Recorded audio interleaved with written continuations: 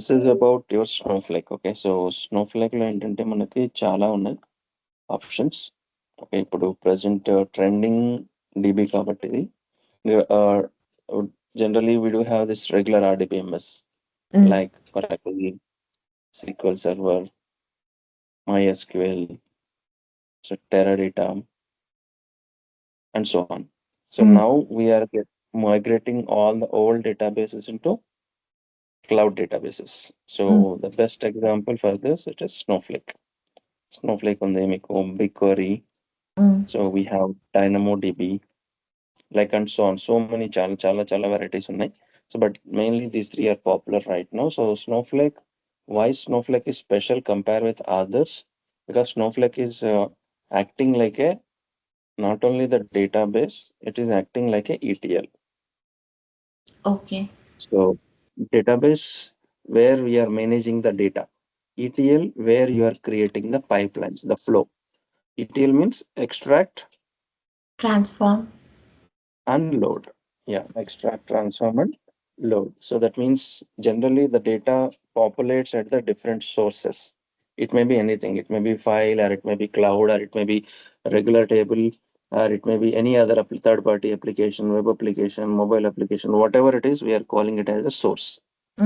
Okay, so me depends on your organization. Suppose me point of వ్యూలో మీకు data ఎక్కడి నుంచి వస్తుంది, కొంతమంది ఆన్లైన్లో ఆర్డర్ ఇవ్వచ్చు, కొంతమంది whatever the way they are populating the data, right? So the request will come. So the source may be anything. So as part of our role, so your job is to transform the data from source systems to target system.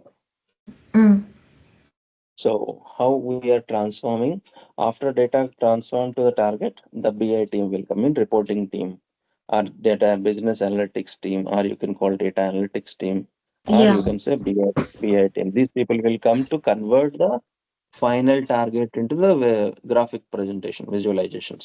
So but this Snowflake will deal with you here, from here to here, including this also we can do, but majorly this covers these three areas: source, ETL, and target. So source may be anything. Source may be anything, like it may be a DB, it may be a flat file, or it may be a, okay, so you have some cloud, like S3, S3, these are the cloud applications. Anything may be a source.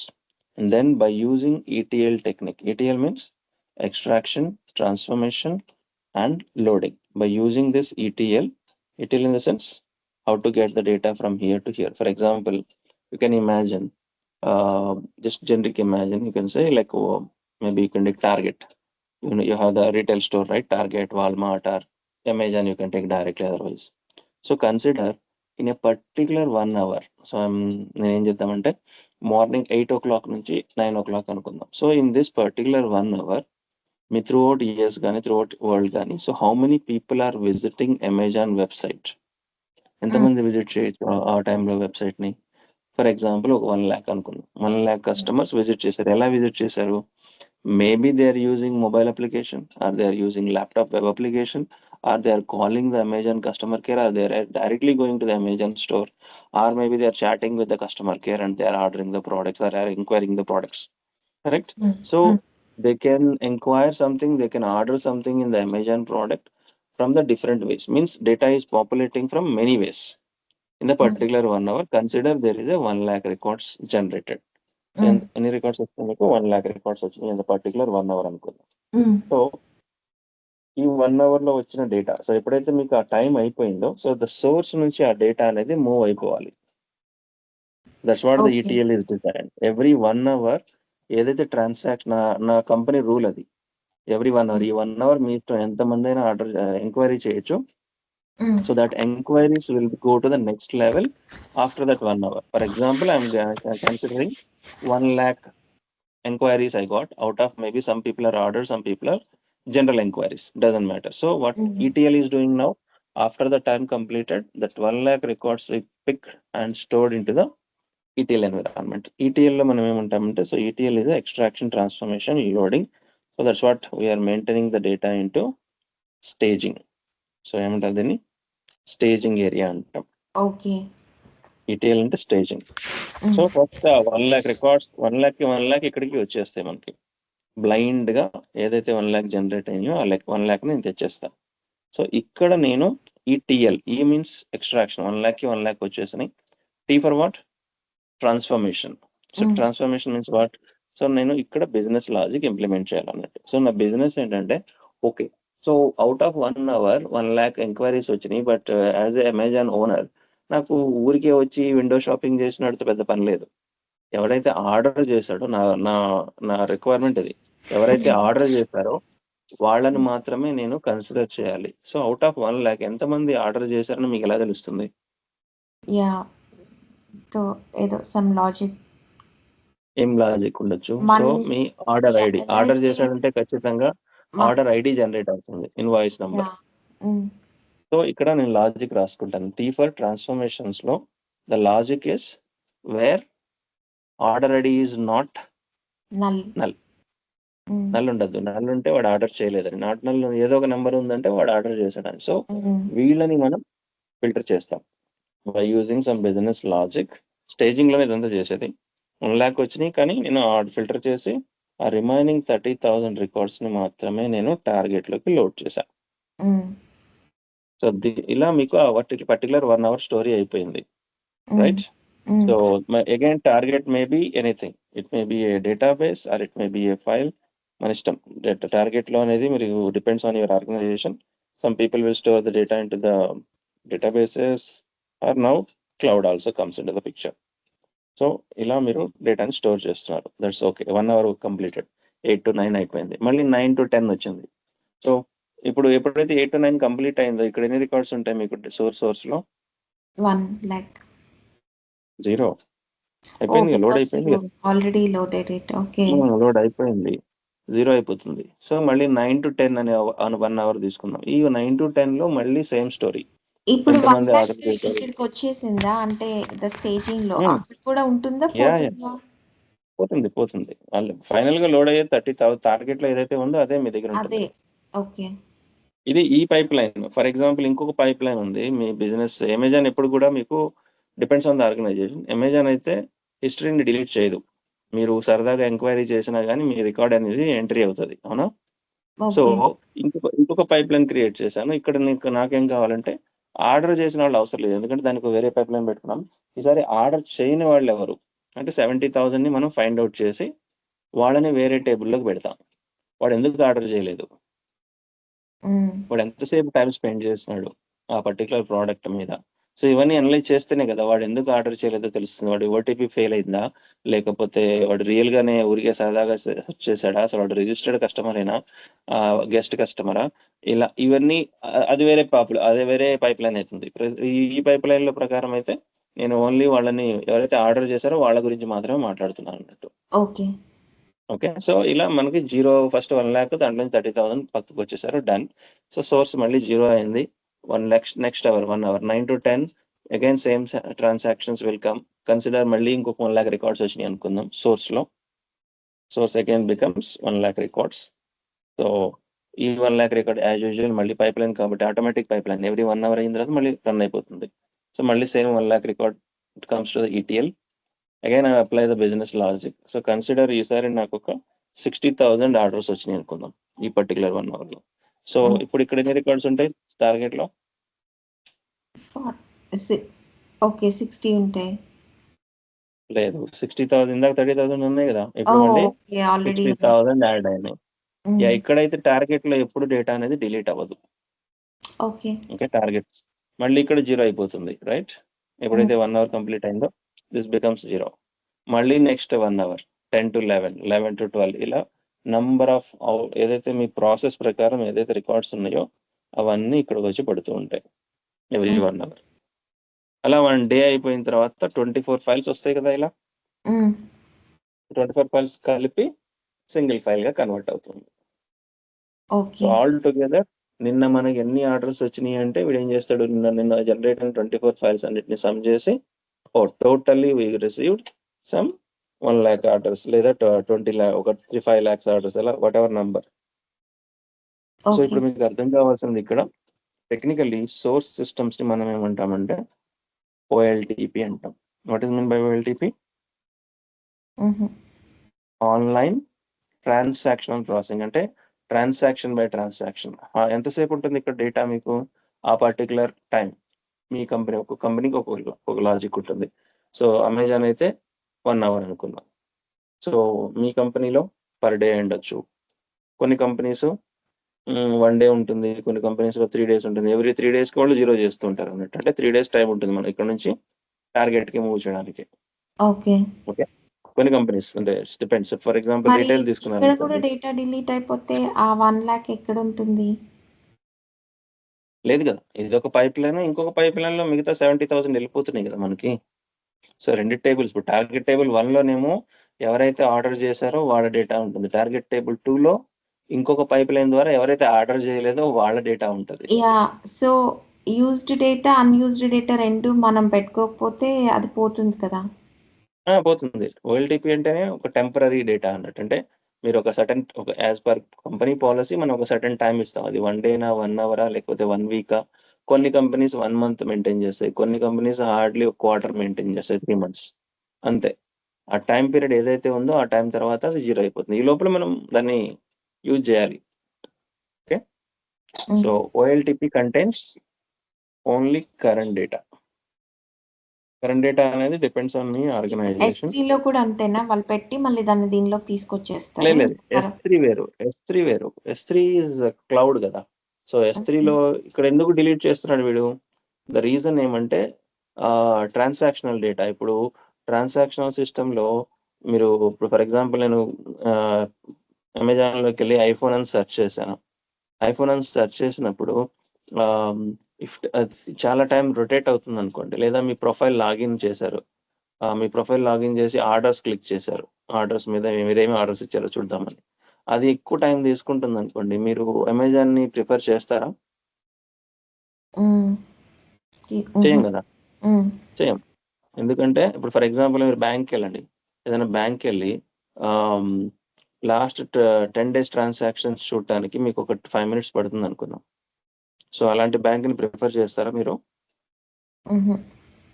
అదే నేను history generate చేస్తా, అంటే నాకు last 2 years లో ఎన్ని transactions చేశారన్నారు. అలాంటప్పుడు అదే బ్యాంకులో నేను సెర్చ్ చేశా, అక్కడ 5 minutes పట్టింది. అప్పుడు ఓకేనా మీకు? హిస్టరీ ఓకే కదా, ఓకే. అర్జెంట్ ఏం లేదు, ఆరామ్గా వెయిట్ చేస్తా. That is what the difference. Source అనేది ఏంటంటే టెంపరరీ అన్నట్టు, స్పీడ్గా ఉండాలి. స్పీడ్గా ఎప్పుడు ఉంటుంది? మీ దగ్గర డేటా క్లియర్గా ఉంటాయి, అంటే ఎప్పటికప్పుడు క్లియర్ చేసుకుంటూ ఓన్లీ మీనింగ్ఫుల్ డేటా, అంటే ఏమంటారు దాన్ని, మీకు క్లియర్గా ట్రాన్సాక్షనల్ డేటా ఉంటేనే ఆ ట్రాన్సాక్షన్ అనేది సూపర్ ఫాస్ట్గా నడుస్తుంది. లాట్స్ ఆఫ్ రికార్డ్స్ ఉన్నాయి, మీ ట్రాన్సాక్షన్ నడుస్తుంది. ఎవరు ట్రాన్సాక్షన్ ముందు వెళ్ళాలి, ఎవరు ట్రాన్సాక్షన్ సెకండ్ వెళ్ళాలి, ఈ కన్ఫ్యూజన్లో స్లో అయిపోయింది అనుకోండి సిస్టమ్.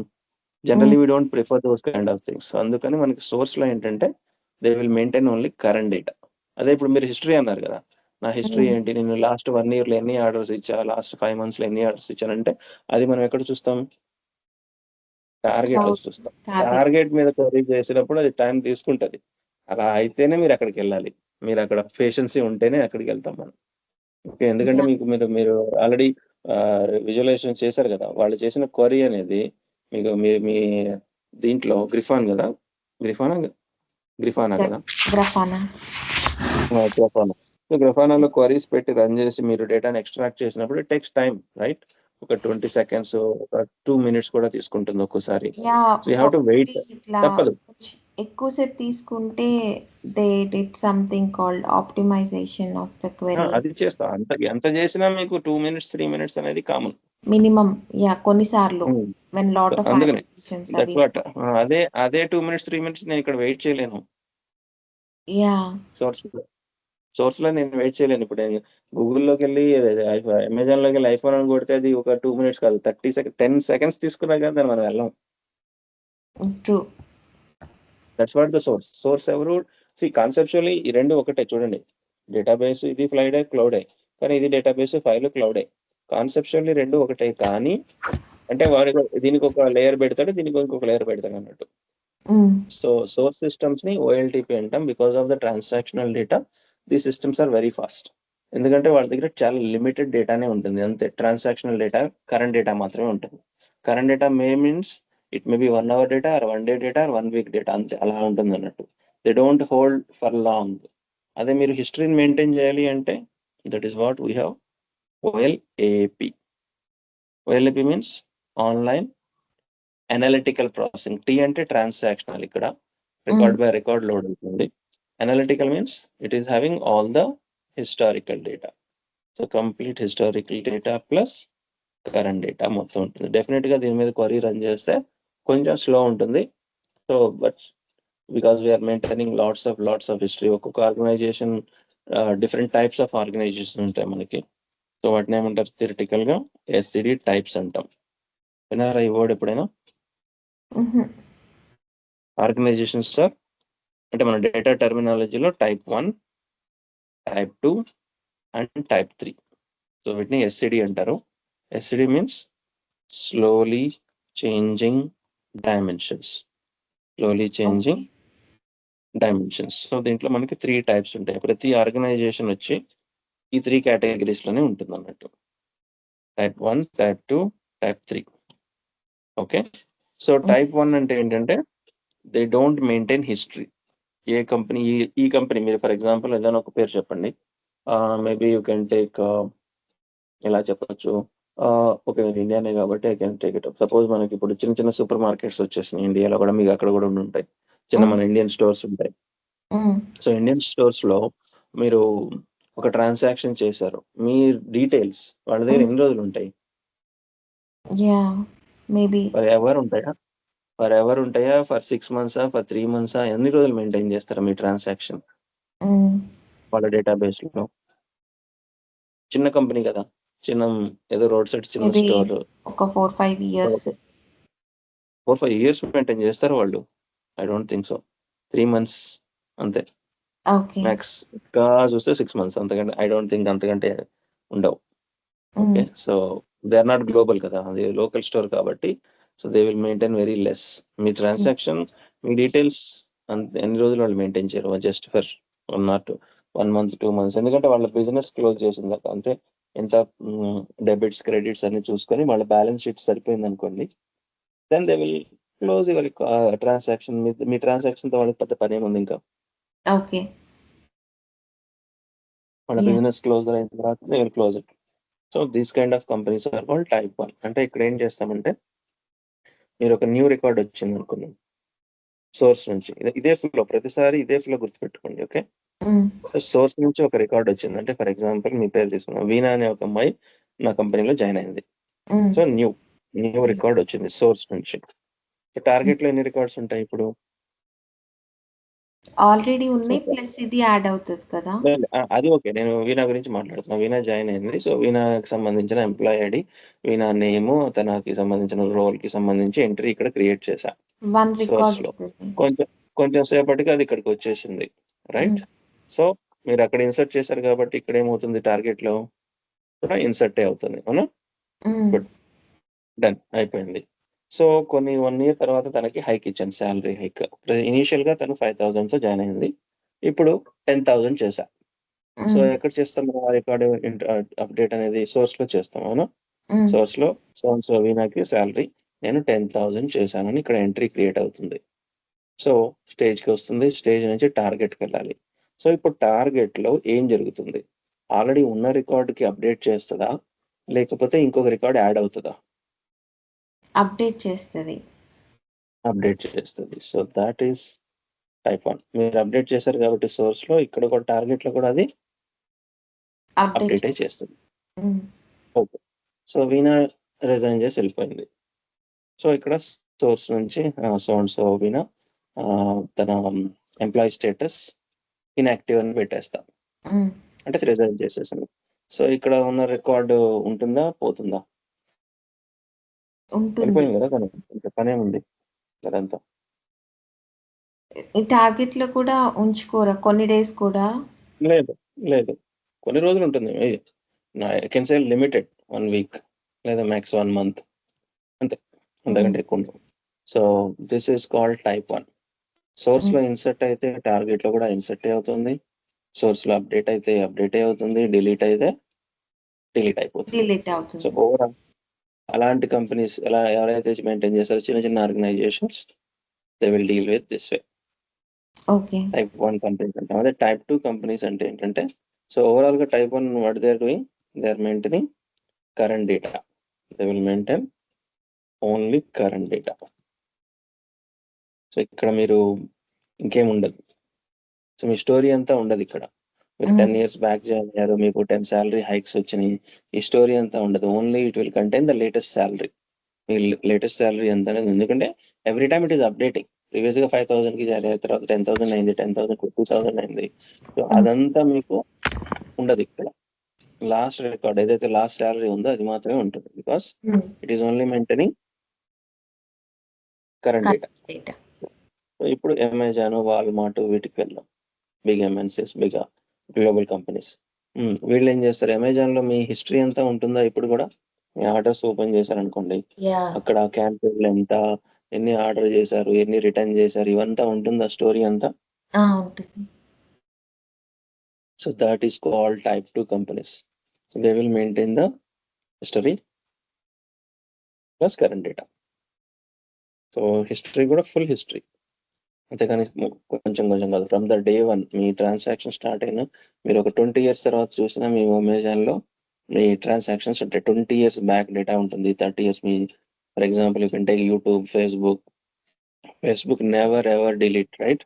వాళ్ళేమి మన డేటాని డిలీట్ చేయరు, కావాలంటే మనం చేసుకోవాలి కానీ వాళ్ళైతే చేయరు, right? So that means they are maintaining the full history. So ఇలాంటి కంపెనీస్ లో మీకు ఏం జరుగుతుంది, ఫర్ ఎగ్జాంపుల్ వీణా అనే ఒక అమ్మాయి జాయిన్ అయింది. ఓకే, ఇన్సర్ట్ వచ్చింది సోర్స్ నుంచి. సో టార్గెట్ లో ఏం జరుగుతుంది, యాజ్ యూజువల్ ఇన్సర్ట్ అవుతుంది ఫస్ట్ టైం కాబట్టి. సో ఇనిషియల్ గా 5,000 salary. Now we updated her salary with 10,000.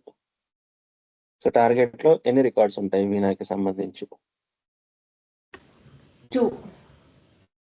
ఏమేమి? Salary 5,000, salary 10,000. 2 రికార్డ్స్ ఉంటాయి. అంటే మీరు అప్డేట్ చేసిన సోర్స్ లో ఇక్కడ ఏం జరుగుతుంది, ఇన్సర్టే జరుగుతుంది. కొత్త రికార్డ్ యాడ్ అవుతుంది కానీ పాత రికార్డ్ ని అప్డేట్ చేయదు అది. ఓకే. సో వీణా 2004 జనవరిలో జాయిన్ అయింది విత్ 5,000 శాలరీ. అది ఫస్ట్ ఎంట్రీ. తర్వాత 2025 జనవరిలో మనం అప్డేట్ చేసాం శాలరీ. సో ఇంకొక రికార్డ్ యాడ్ అవుతుంది కానీ టార్గెట్ లో it is not updating the old record. ఏదైతే మీ డేటా ఉందో అది చేంజ్ అవుతుంది, న్యూ రికార్డ్ ఎంటర్ అవుతుంది. దాంట్లో ఏముంటుంది, Veena 2025 January salary is equal to 10,000. 2 records ఉంటాయి. ఇప్పుడు నేను సెలెక్ట్ స్టార్ ఫ్రమ్ వీణా అన్నాను అనుకోండి, ఎన్ని రికార్డ్స్ వస్తాయంటే 2 రికార్డ్స్ వస్తాయి. ఈవెన్ మీరు డిలీట్ చేసి రిజైన్ చేసి వెళ్ళిపోయారు, still we will maintain your information are not? Maintain చేస్తాం. సో అంటే మీరు డిలీట్ అయినా కానీ సోర్స్ లో టార్గెట్ లో ఏం చేస్తున్నది, ఇన్సెట్ గానే తీసుకుంటుంది. ఓ సో వీనా సో డేట్ ని డిలీట్ రిజైన్ చేసి వెళ్ళిపోయింది with so salary with so date అని మొత్తం ఒక న్యూ రికార్డ్ ఎంటర్ చేస్తుంది. ఇప్పుడు సెలెక్ట్ స్టార్ ఫ్రమ్ వీనా అంటే 3 రికార్డ్స్ వస్తాయి, మీ joining date, updated salaries and resign dates. అలా మొత్తం స్టోరీ అంతా వస్తుంది. So this kind of companies are called type 2 companies, SCD type 2. And we have one more type of company, type 3. ఇక్కడ ఏంటంటే this is also same like your type 2, but ఇక్కడ complete హిస్టరీని maintain చేయలేరు వీళ్ళు. They are maintaining only partial history. So me company start చేసి ఒక 20 years అయింది. Type 2 లో అయితే టైప్ 2 లో అయితే మొత్తం 20 ఇయర్స్ డేటా ఉంటుంది, బట్ టైప్ 3 లో they will maintain only few years. So partial history. So ఇక్కడ కూడా మీకు సేమే జరుగుతుంది, but limited. Insert as insert, update as insert, delete as insert. ఏదైనా ఇన్సర్టే, okay, but with a limited period. Okay. So this is the organisation style. So మనం ఇప్పుడు మాట్లాడుకుంటున్న ఈ డేటా బేసెస్ అల్టిమేట్లీ డేటానే కదా, అది టెంపరీ డేటా అయినా హిస్టారికల్ డేటా. సో ఆర్డీబీఎంఎస్ లో డ్రాబ్యాక్ ఏంటంటే ఒకప్పుడు లేవు కాబట్టి మనం కంపేర్ చేయడానికి these are the great things. అప్పట్లో మనకి అంత టెక్స్ట్ డేటానే ఉండేది. మనం స్టోర్కి వెళ్ళాలన్నా, బ్యాంక్కి వెళ్ళినా, ఎక్కడికి వెళ్ళినా మీరు ఫిజికల్గా వెళ్ళే వాళ్ళు అక్కడ మీకు డేటా అనేది టెక్స్ట్ లో జనరేట్ అయ్యేది. సపోజ్ మీరు ఏదైనా ప్రోడక్ట్ కొన్నారంటే మీకు ఇన్వాయిస్ బిల్ గా ఇచ్చేవాడు, right? Bill in the sense like Excel format, table format లో నీట్ గా ఇచ్చేవాడు. సో అదే స్టైల్లో ఇప్పుడు కూడా మీరు బిల్లింగ్ చేస్తున్నారు అమెజాన్ లో కానీ, వాల్మార్ట్ లో కానీ, ఆన్లైన్ లో చేస్తున్నాం మనం. ఆన్లైన్ లో అలాగే జరుగుతుందా? లేదు కదా. మీరు ఒక ప్రోడక్ట్ కొనాలంటే ఆ ఫోటో చూడాలి, మీరు తెలుస్తాం. So this is all about data, right? ఆ ఫొటోస్, వీడియోస్ ఇవన్నీ అది కూడా డేటానే కదా. యా. సో అలాంటి డేటాని మీరు ఒరాకిల్ ఈ ఓల్డ్ స్టైల్ ఆఫ్ డేటాబేసెస్ లో హ్యాండిల్ చేయలేం. That is the reason we are coming in to next level databases cloud. Cloud లో ఏంటి అడ్వాంటేజెస్ అంటే you can able to handle structured data handle చేయొచ్చు, అంటే టెక్స్ట్ డేటా, అండ్ అన్స్ట్రక్చర్డ్ కూడా handle చేయొచ్చు. Unstructured అంటే ఇమేజెస్, ఫోటోస్, సింబల్స్, రివ్యూస్ అన్ని, whatever the variety, XML అంటాం, JSN అంటాం, చాలా చాలా చాలా వెరైటీస్ ఆఫ్ డేటాని, not only the text data you can handle semi structured, semi unstructured అన్ని, వీడియో కూడా మొత్తం మెయింటైన్ చేయొచ్చు. ఇంకా స్టోరేజ్ కెపాసిటీ, అప్పట్లో ఏ ఆర్గనైజేషన్ లిమిటెడ్ గానే డేటా ఉంటుంది. సో టెక్స్ట్ డేటా కాబట్టి హార్డ్లీ ఎక్కువ ఉండేది కాదు. ఎన్ని కస్టమర్స్ ఉన్నా కానీ so they will maintain with in the limited memory, సరిపోతుంది. But now days are maintaining the data in form of a videos, so many things. So మీరు ఫర్ ఎగ్జాంపుల్ మీ ఫేస్బుక్ అకౌంట్ కానీ ఓపెన్ చేసిన దాని size almost ఇప్పుడు 20, 30, 40 GB ఉంటుంది. అన్ని videos, అన్ని ఫొటోస్, అన్ని స్పెసిఫికేషన్స్ ఉంటాయి దాంట్లో. సో ఒక ఆర్గనైజేషన్ హిస్టారికల్ గా డేటాని మెయింటైన్ చేయాలంటే with the photos, suppose Amazon తీసుకుందాం, మీ ఆర్డర్స్ వాళ్ళు డిలీట్ చేయట్లేదు, కానీ ప్రతి ఆర్డర్ ఓపెన్ చేస్తే దాంట్లో ఏ ప్రోడక్ట్ మీరు ఆర్డర్ ఇచ్చారు, ఎప్పుడు ఆర్డర్ ఇచ్చారు, దాని మొత్తం స్టోరీ అంతా బయటకు వస్తుంది. Yes or no? In images. So అంత డేటాని మీరు మెయింటైన్ చేయాలంటే మీకు స్టోరేజ్ కెపాసిటీ అనేది చాలా ఉండాలి. సో అదే RDBMS లో we don't have that much and it is too costly. That's what cloud is providing. So unlimited, you can say unlimited storage. Okay. Unlimited storage. And not only that, security. So RDBMS ఆ టైంలో అంటే కొంచెం old స్టైల్లో ఎలా ఉంటుందంటే మనం data, okay అది limited data అయినా, టెక్స్ట్ డేటా అయినా సరే, డేటా ఇస్ డేటా కదా. సో ఇప్పుడు మనం మీరు వినే ఉంటారు కదా, ల్యాన్, మ్యాన్, వ్యాన్. So what is that? Data centers వింటున్నాం కదా. సో ఇవన్నీ ఏంటంటే ఆర్గనైజేషన్స్ కి సంబంధించిన డేటా అంతా మీ లోకల్ సర్వర్స్ లో పెట్టేవాళ్ళు. ఇప్పుడు ఫర్ ఎగ్జాంపుల్ నా దగ్గర ఒక ఇండియన్ స్టోర్ ఉంది. ఆ ఇండియన్ స్టోర్ లో ఎంతమంది కస్టమర్స్ వస్తున్నారు, ఎంత బిల్లింగ్ అయింది, ఇదంతా ఈ డేటా అంతా ఎక్కడ స్టోర్ చేస్తాను నేను? నా లోకల్ సిస్టమ్ లో, రైట్? On premises. మేబీ మరి పెద్ద చైన్ అనుకోండి, మల్టిపుల్ ఒక 10-15 స్టోర్స్ ఉన్నాయి, లేదంటే త్రూ అవుట్ US మొత్తం ఒక 100 స్టోర్స్ ఉన్నాయి, అన్ని కనెక్టెడ్ అనుకోండి. ఈ 100 స్టోర్స్ కి డేటా అంతా వెళ్ళి ఒక సర్వర్ లో పెడతాం, అవునా? సో ఈ సర్వర్ అనేది ఏదో ఒక బిల్డింగ్ లో ఉండొచ్చు, లేదంటే ఒక రూమ్ లో పెట్టుకొని ఉండొచ్చు వాడు. ఆ బిల్డింగ్ కి ఎర్త్ ఎర్త్ ఏముంటుందని, ఎర్త్ క్విక్ వచ్చింది, లేదా పవర్ ఫ్లక్చుయేషన్ వచ్చి ఆ సర్వర్ కాలిపోయింది అనుకుందాం. డేటా పరిస్థితి ఏంటి? పోతుంది కదా. సో అది ఓల్డ్ స్టైల్. అంటే దీన్ని ఇలాంటి వాటిని ఏమంటామంటే ఆన్ ప్రెమిసెస్ అంటాం. So like for example, best example మీ ల్యాప్టాప్ అనేది మీ ఫిజికల్ డివైస్. సో మీ పర్సనల్ ఫోటోస్, వీడియోస్, మీ స్పెసిఫిక్ డేటా అంతా మీ ల్యాప్టాప్ లోనే ఉంది. సడన్ గా మీ ల్యాప్టాప్ క్రాష్ అయింది, డేటా అంతా పోయినట్టే కదా. పర్సనల్ కాబట్టి ఏమి ఇబ్బంది లేదు, but as organization who is the responsible for this? So అది డ్రాబ్యాక్ ఇన్ ద ఓల్డ్. అప్పట్లో ఏం చేసేవాళ్ళు, దీనికి సొల్యూషన్ ఏంటి? ఓకే, ఒక డేటా, ఇప్పుడు నా దగ్గర హార్డ్ డిస్క్ కొనుక్కున్నాను, ఎక్స్టర్నల్ హార్డ్ డిస్క్, ల్యాప్టాప్ కి ఎక్స్టర్నల్ హార్డ్ డిస్క్ కొనుక్కున్నాను. నా ఏదైతే ఇంపార్టెంట్ డేటా ఉందో 4-5 కాపీలు పెట్టుకున్నామండి. ల్యాప్టాప్ పోయినా ఏమైనా కానీ అవి, అంటే అది అలా మెయింటైన్ చేశారు అప్పుడు కంపెనీస్, రైట్? అది కాస్ట్లీ, మళ్ళీ మెయింటెనెన్స్, జాగ్రత్తగా ఉండాలి, చాలా టూ మచ్ ఉంటుంది. ఇప్పుడు ఎవరైనా చూస్తున్నారా మీరు ఎక్కడైనా ఎవరైనా ఎక్స్టర్నల్ హార్డ్ డిస్క్ కొంటున్నట్టు? పెద్దగా ఎవరు కొనరు ఇప్పుడు. ఎందుకంటే because now this kind of storage is providing by the cloud online. మన డేటాని, మన పర్సనల్ డేటా అయినా ఏదైనా సరే మన డేటాని మనం క్లౌడ్ లో దాపెట్టుకోవచ్చు. One drive, Google drive, even Facebook, your Instagram videos అయితే ఇన్స్టాగ్రామ్ అకౌంట్ ఓపెన్ చేసి మీ ప్రైవేట్ ఓన్లీ అని పెట్టుకొని మీరు ఎన్ని వీడియోస్ అయినా అప్లోడ్ చేసుకోవచ్చు. మీ యూట్యూబ్ లో ఛానల్ ఓపెన్ చేసుకొని ఎన్నైనా పెట్టుకొని ప్రైవేట్ పెట్టుకోవచ్చు, ఎవరికి కనపడదు కదా. Data is data, ready storing it online cloud.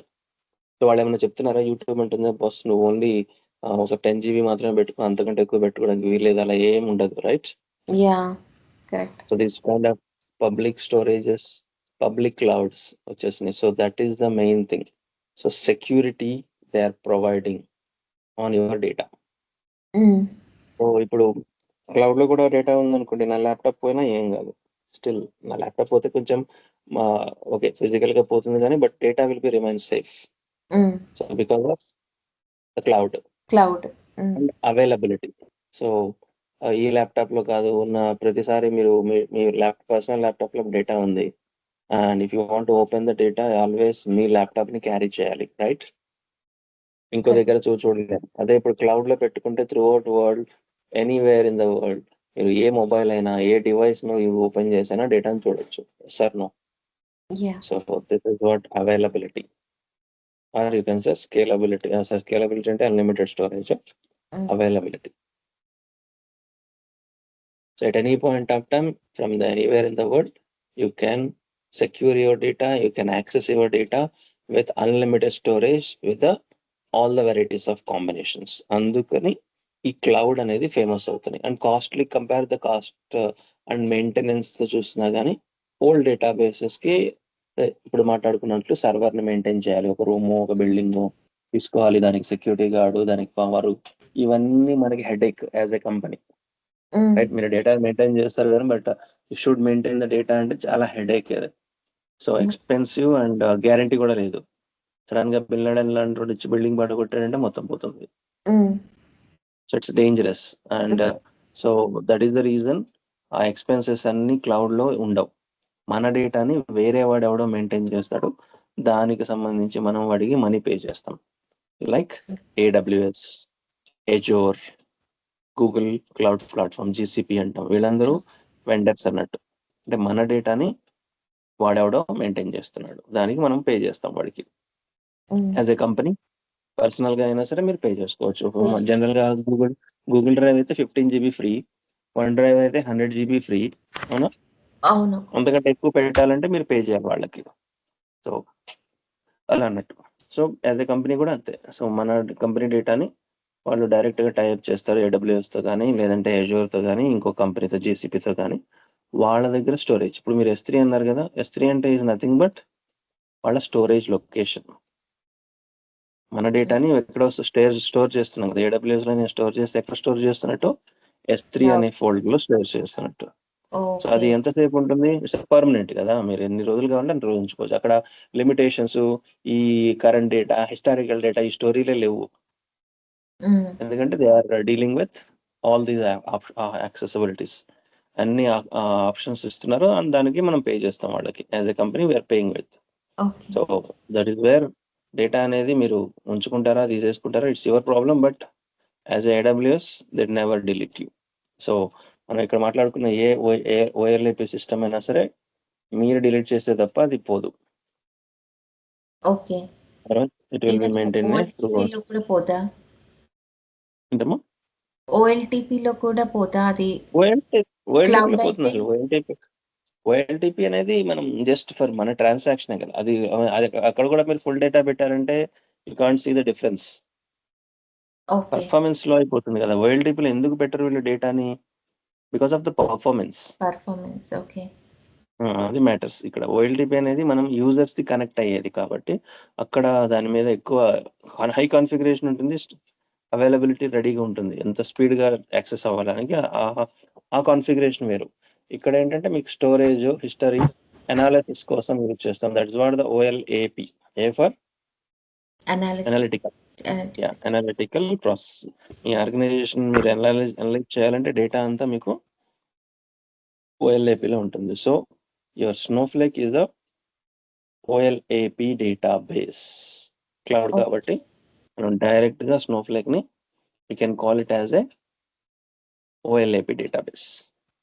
So ఏంటి ఇప్పుడు దీని ఫీచర్స్ ఏంటి చెప్పండి. Snowflake can handle structured and unstructured data. It can store whatever you want based on the license that we have, and it is providing a lot of security. And at any point of time throughout the world, you can access this data from any device, from any, with your username, password, anywhere in the world, you can log in and access. Simple. So cloud features are Snowflake features. So Snowflake will handle full history and current data, historical data, OLAP system అన్నట్టు. So మీరు pipe line create చేశారంటే meaning ఏంటంటే ETL create చేసినట్టు. Data అనేది ఇప్పుడు చెప్తున్నారు కదా 1 lakh records వస్తున్నాయి, దాంట్లో ఫిల్టర్ చేసి ఇలా ఎవరు సోర్స్ ఎవరు టార్గెట్ మధ్యలో ఏం చేస్తున్నారు అదంతా కలిపితే పైప్ లైన్. ఓకే. సోర్స్ ఎవరైనా ఉండొచ్చు, టార్గెట్ ఎవరైనా ఉండొచ్చు, but as a ETL Snowflake you are transferring the data from one place to another place with our business logic. So that is called pipeline. ఇవన్నీ మీరు మెల్లగా చేయబోతున్నారు అన్నట్టు. Okay, understood. Terms, ఈ టర్మినాలజీ కొంచెం అలవాటు అవ్వాలి, బిజినెస్ టర్మ్స్ కాబట్టి.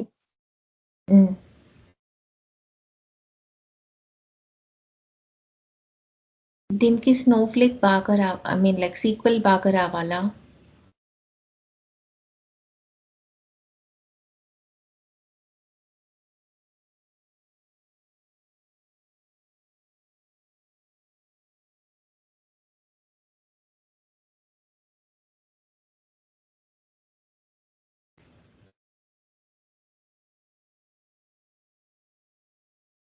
సో ఇన్స్టలేషన్ చేద్దామండి. Yeah sure. Yeah, can you share your screen now? చేసేద్దాం, అయిపోతుంది. It's just a matter of 2 minutes. Direct గా మీరే చేద్దరు. Yeah, please share your screen. So Snowflake cloud కాబట్టి మనకి 1 month ఫ్రీ. ఓకే. చేయాలంటే ఇంకొక జీమెయిల్ ఐడితో రిజిస్టర్ చేసుకోండి. ఓకే, 1 month తర్వాత. 1 month తర్వాత దీనికి మనం ప్రాక్టీస్ చేసేటప్పుడు మధ్యలో ఒక AWS, మీరు ఇందాక చెప్పినట్టు S3 నుంచి డేటాని లోడ్ చేస్తాం, ఈ స్టోరీ అంతా ఉంది కదా, అది చేయాలి అంటే ప్రాక్టికల్ గా ఇన్ ఫ్యూచర్ క్లాసెస్ లో మనం AWS ని కూడా కాన్ఫిగర్ చేస్తాం అన్నట్టు. ఫర్ కాన్ఫిగరింగ్ AWS మీ దగ్గర నుంచి వాడు మీ క్రెడిట్ కార్డ్ నుంచి $1 కట్ చేస్తాడు. So it's should be through card, maybe debit or credit card. $1 cut అవుతుంది మీకు. అక్కడైతే మాకైతే ఇక్కడ ₹2 కట్ అవుతుంది. IST అయితే ₹2 ఇండియన్. యా, మాకు ₹2, మీకు ఇక్కడ $1. బట్ ఎందుకు అంటే it's just minimal right? Like why do they even take that? అంతే కదా, ఇప్పుడు generally they are giving you for the free on the promotion basis. So free promotions కాకుండా వాళ్ళు మినిమం తర్వాత మళ్ళీ పోతుందా అది కూడా? లేదు, AWS వచ్చి మీకు 1 year యాక్సెస్ ఉంటుంది, కానీ దాంట్లో మీకు 30 GB మాత్రమే ఇస్తాడు ఫ్రీగా. 30 GB $1 కాస్ట్ అనుకుందాం. సో మీరు 30 GB యూజ్ చేసేసారనుకోండి, after that you need to start paying. మీకు కార్డుకి పేమెంట్ వస్తుంది, యూ హ్యావ్ టు పే. జనరల్గా మనం ఏం చేస్తామంటే వర్క్ అయిపోయిన తర్వాత ఆ అకౌంట్ని డిలీట్ చేసేస్తాం, అయిపోతుంది ప్రాక్టీస్ చేసేసిన తర్వాత. That is more enough. Okay, నేను షేర్ చేశాను, బట్ ఎందుకు అది ఇలా తిరుగుతూ ఉంది? Why is it taking time? I can see your screen. I can see your screen. Okay. Chrome open చేయండి, ఒక న్యూ ట్యాబ్ తీసుకోండి. Yeah, so just search for google.com and search for Snowflake login. Yeah, first of it, yeah, click on the first one. Sign up. This is free. Snowflake is free. Okay, no worries. Yeah, please fill the form. Accept all the things. Fill the form. First name, last name.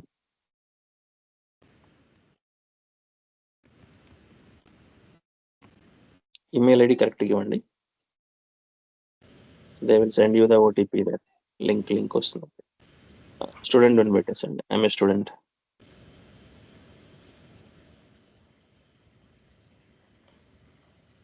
School name ఏదో పెట్టండి, పర్లేదు. Personal అని పెట్టేసండి. పైన ఇంకో ఏదో ఉన్నట్టు చూడండి, ఒకసారి స్క్రోల్ అప్ చేయండి కొంచెం. Yeah, nothing is yeah. Then come down, select the AWS. In future, you want to connect with the AWS. Click on AWS, accept. And okay, East Virginia. Yeah, that's it. ఈ మిగతా అన్ని skip చేసేయచ్చు మీరు. There is a skip option. Skip. Then you can check your inbox.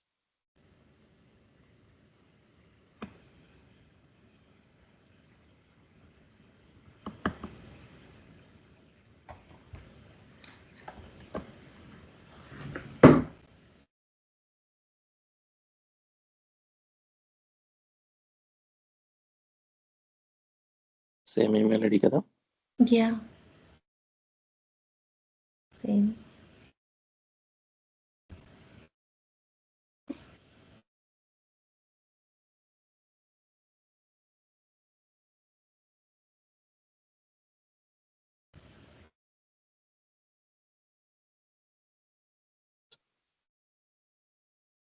చూద్దాం. చూడండి ఒకసారి email ID last దాంట్లో చూడండి. ఈమెయిల్ ఐడి కరెక్ట్ కదా? అదే కదా చూస్తున్నారు మీరు? అదే చూస్తున్నా. నాకు ఒక్కటే ఈమెయిల్ ఐడి ఉంది. Yeah, that's okay. మీకు స్నోఫ్లేక్ నుంచి మెయిల్ వచ్చి ఉంటుంది, చూడండి. లైక్ అయితే ఒక 2 నిమిషాలు అట్లా షుడ్ సెండ్. ఇప్పుడు జస్ట్ రిఫ్రెష్ చేయండి, వచ్చేస్తాం. నేను ఇంతకుముందు ఒకసారి ఏమన్నా చేశానట్టుగా కాదే.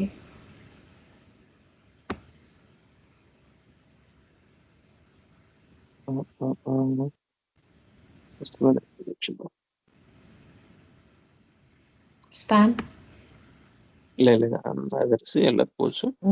వచ్చింది. Okay, yeah, click on activate. So ఇక్కడ మీరు యూజర్ నేమ్ పాస్వర్డ్ ఇచ్చుకోవచ్చు, మీ పేరు ఎనీథింగ్, జస్ట్ ఫర్ నేమ్ చాలు. Okay. Password you can create your own. I think 14 digits ఇవ్వాలనుకుంటా పాస్వర్డ్. వద్దు, దాటవద్దు, మీరు మీద పెట్టుకోండి. 14 anything like characters, I mean like 14. Upper case lower case number, regular combination. 14 ఎక్కడి నుంచి తీసుకురావాలి? వెల్కమ్ @ 1 2 3 4 5 6 చేయండి, డబ్ల్యూ క్యాపిటల్ పెట్టే.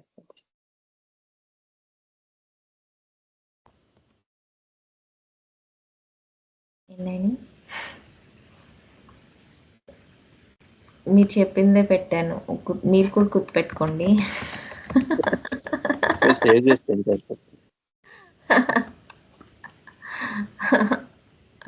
I always do that. Password save చేస్తాను. ఇది same user name password for 30 days. Okay, you can skip it. Yeah, this is your Snowflake screen. Okay, cloud కాబట్టి మీకు అంత బ్రౌజర్ లోనే ఓపెన్ అవుతుంది. The first step here, we need to create the database. Okay, so in the left hand side మీకు చూడండి, కిందకి రండి, scroll down చేస్తారండి. అలాగే పైన కొంచెం పైన స్క్రోల్ డౌన్ చేయండి. యా, ఇక్కడ మీకు ఒక నిమిషం, ఇక్కడ క్యాటలాగ్ లో ఉంటుంది. సో క్యాటలాగ్ లో you can create the database. Click on the database. So I'm creating my own database, so you can click on the plus top corner.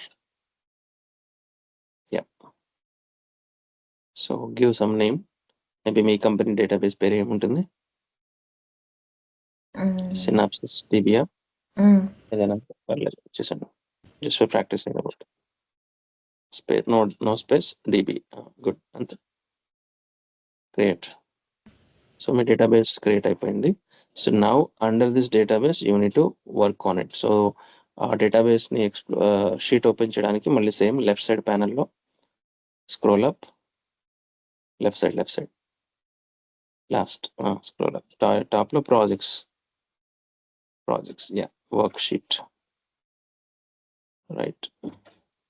So here on you are going to do so ఈ screen ఏమంటామంటే మనం snow site అంటారు వీళ్ళు general గా. Snow site దీని పేరు అది.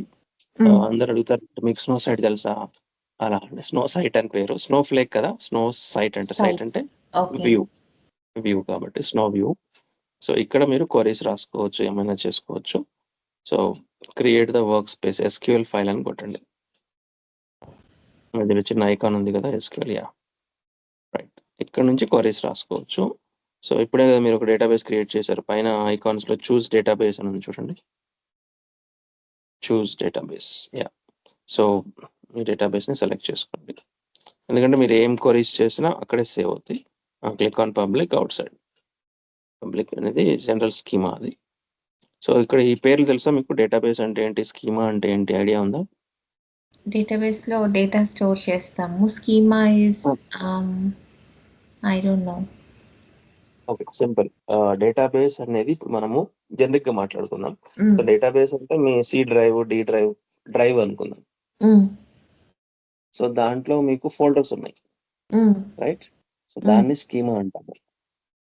So ఒక డ్రైవ్ లో మల్టిపుల్ స్కీమాస్ ఉండొచ్చు, అంటే మల్టిపుల్ ఫోల్డర్స్ ఉండొచ్చు. ఫోల్డర్ లో ఏముంటాయి, ఫైల్స్ ఉంటాయి, టేబుల్స్ ఉంటాయి.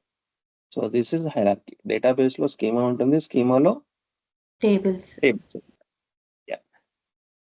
Okay, database schema database is collection of tables. కానీ అన్ని టేబుల్స్ మొత్తం ఒక 1 lakh ఆఫ్ టేబుల్స్ ఉన్నాయి, అన్ని ఒకే దగ్గర పెడితే కన్ఫ్యూజ్ అయిపోతాను కదా.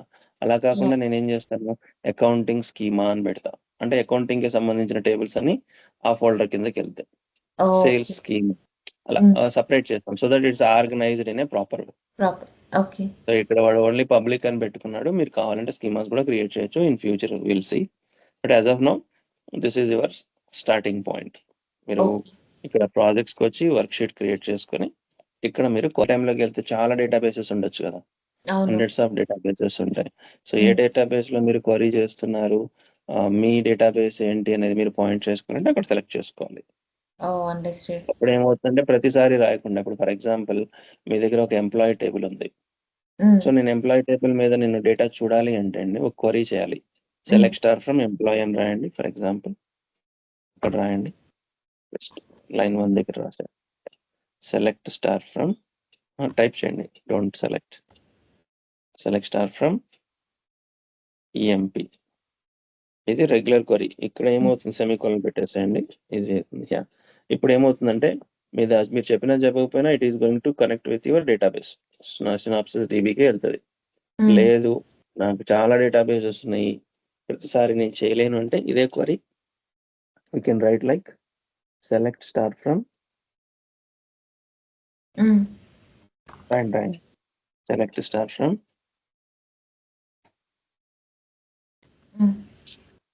synopsis db dot public dot emp. ఇంత రాయాలి. ఇదంతా రాయకుండా నేను షార్ట్ కట్ లో అక్కడ పెట్టేసుకుంటే ఇంక ప్రతిసారి అదంతా రాసే పని ఉండదు. ప్రతిసారి what ever you do you have to deal with this way. So అది మీ ఇష్టం, మీకు ఏది అంటే రియల్ టైమ్ లో మనం ఎంత చేయము, కొన్నిసార్లు చేయాల్సి వస్తుంది. ఎందుకంటే మల్టిపుల్ డేటాబేసెస్ నుంచి డేటా వస్తున్నప్పుడు you need to clearly right which table is coming from which database, which schema అనేది ప్రతిసారి పాయింట్ చేయాల్సి వస్తుంది. సో ఇలా మీరు చేస్తారు ఇన్ ఫ్యూచర్. సో మీరు ఒకసారి గ్రూప్ లో మీరు అవైలబిలిటీ టైమింగ్స్ పెట్టేసేయండి, నేను ఒక స్లాట్ తీసుకుంటాను, రేపు మీకు కనెక్ట్ అవుతాను ఇక్కడ నుంచి. ఓకే, షూర్ అండి. రేపు, tomorrow also, right? Daily I'm okay. మీరు చెప్పండి, ఎందుకంటే it's 1-to-1 session, we can pick up. Tomorrow ఈ వీక్ స్కూల్ లేదని చెప్పాను కదా, 6:30 ఈజ్ ఓకే. 6:30 ఈజ్ ఓకే, నేను పింగ్ చేస్తాను. So tomorrow next class is on 6:30 I mean same PM. Time, like ఇవాళ కాదు, మీ 5కి అదే ఇవాళ కనెక్ట్ అయినట్టు సేమ్ టైం. ఓకే, స్కూల్ లేదు కదా. That's okay. అదే రాస్తాను today class. Mm. Completed. Just introduction ఇది. మీకు రికార్డింగ్ ఉంటుంది. మీకు ఈ మెటీరియల్ నేను పంపిస్తాను. ఇది ఇప్పుడు నేను నోట్ ప్యాడ్ లో ఇప్పుడు మీరు ఎంటర్ నోట్ ప్యాడ్ చేస్తాను. లో రాసి. Yeah, I was about to ask that. Yeah. Thank you. Tomorrow. I don't think so because you can ask them, but AWS is having a lot of space, right? So see how they will do. This is the contents. Consider S3. This is your daily files. This is maybe log files. This is maybe archive files. Means historical files, old files. So whatever data comes to weekly basis to you, right? So once this loaded into the target table, okay, so somehow using ETL or whatever the way, the file is loaded into the table. So So if the once it is, target table has already the data, then it will the one that I'm loading this week will sit on top of that. suppose there are already the record is there and you are again trying to push the same record, your logic will reject it, right? So that's what we have STD type 1 and type 2 concept. Suppose if, for example, there is a Veena. So Veena is already there in my target. And the same record again you are trying to push. Then what it will do? It will check whatever the existing record in the target is the same that it is coming from the source. Did we have any changes in the data? For example, previously Veena was staying in New Jersey. Now she moved to New York. Any one of the field change in the data which is existing in the target, then it will go for the new entry as per the SCD type 2. Correct, right? Insert as insert, update also insert. Update as What is update? What is update coming? Previously in New Jersey, now it is New York. That is the update. So it is maintaining two records here. Okay. So now if it is exactly same, then it won't do anything. It will not load. The record will not come to target because same record coming from the source to again, that is just skipped. It is not coming to the target. But what about this data? This file is once this complete process is done, but maybe that particular organization or hierarchy you need to check with them. The same file is moved into archive folder. Again, next week, the new file will come. So again, this will also will check.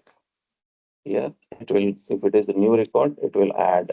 If it is not same record, maybe it won't do anything. Once it is done, again, this file is coming to archive. Again, the new file will come in the next week.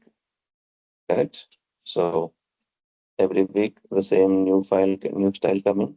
If this file is not exist in the target, it will go to this. Once this process is completed, the same copy will come back to your archive. This is safety.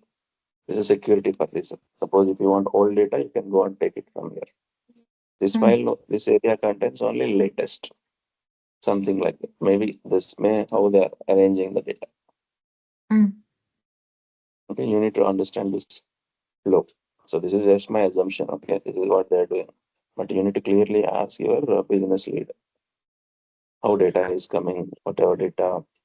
So this data is contains only 1 week data. We'll check into the target because target is a your type 2. Type 2 table means it is not wasting the old data. So whatever data you have previously, it will keep it as it is, and the new records keep on adding here. So and once the data is processed, your source files are moved into Parquet folder within the S3. This is all S3 only. Okay, but in S3 there is no limitation to keep the data only for this long. No limitation. This depends on your organization. So because the limitation in the sense it is technically S3 don't have any limitation, okay? But your company is paying some particular amount. Based on the amount, S3 size will be decided. Okay. So that is their choice. That is their headache anyhow. You need to talk. So how long you are maintaining these files? This is the important question. That's it. So you are maintaining everything and done. Yeah, no worries about the data part. So now what is your exact question? If the same file is just getting added up on top of that in the target, then do they still archive it? Yeah, yeah. This process is different. This process is different. This is internal to S3, right? This is a headache of S3. S3 is doing this. This is not with Yeah. our Snowflake. This is no So it's S3's internal management, how it is managing the old files inside the S3. That is AWS job, and this is Snowflake job. understood. So actually my question was, I asked him whether you will have the historical data for me to be able to build the dashboard. Then he said it's no, we don't. We are planning to just maintain it for 3 to 4 months and then delete it. What I Suppose did not they are, understand. What does he mean? that means they are doing SCD type 3, right? What is type 3 If they means? delete, then I'll not be able to do the dashboard. Okay, so I have to ask the right question. That's why I'm getting confused. No. So you are going to generate the dashboard on top of the Snowflake table, right? Yeah. Yeah. So then what is the point of asking question on S3? S3 is just a source. So your data is available here in Yeah, but in Snowflake. Snowflake, how long they will, what, um, That is what he said, right? Last 3 months, okay, 3 months or 4 months, whatever he said. So this only the data will be available. So your report also shows the same thing. So when you are generating the report, your date should be today minus 3 months or whatever time period it is. okay, The data only should extract into the Power BI, whatever your s- reporting tool you have. So okay, even you're loading also, they will check the same thing. They don't check the from the February month or something. They will check formula like what is the transformation they're doing? Date minus, sorry, today minus 3 months back. Okay, okay. 3 months. So what is 3 months? Suppose today's date is 26th. Okay, or 25th November minus September, 3 months. October, Hmm. November. So So, September, that is October. It will go back to October, September, and August. From August 25th to today, it will be there. Suppose tomorrow's date is 26th, then it will be from August 26th to till today. So every day it is keep on changing. It is not like a fixed date, right? Because whenever you run this query on daily basis, the date will change. okay. So So in after they put this data in the target, meaning like in some table schema, some database in the Snowflake, within the Snowflake, mm, if I want in some other format, I can do the data modeling you want delta modeling from where to where? in the target itself. Like, suppose it's a raw file, it does not have, um, like it may contain duplicate records or does not have the aggregations that I need. Mm, you Then can add, where we should do it, we in the within the Snowflake we can do. yeah, yes, yes. That's what the queries comes, right? Suppose aggregation means on which column you are doing, how long you want to do on those things you need to focus. That is within Snowflake. That is the role of Snowflake person. Not only loading, Okay. right? On top Yeah. of it, you need to Trans. do analysis. This is the reporting team, so this is different. This is a different team again. So everyone will do their own jobs. Yeah, I'm actually into reporting team, but they want me to do the data modeling Mm. Data modeling in Snowflake or data modeling in in reporting. Snowflake.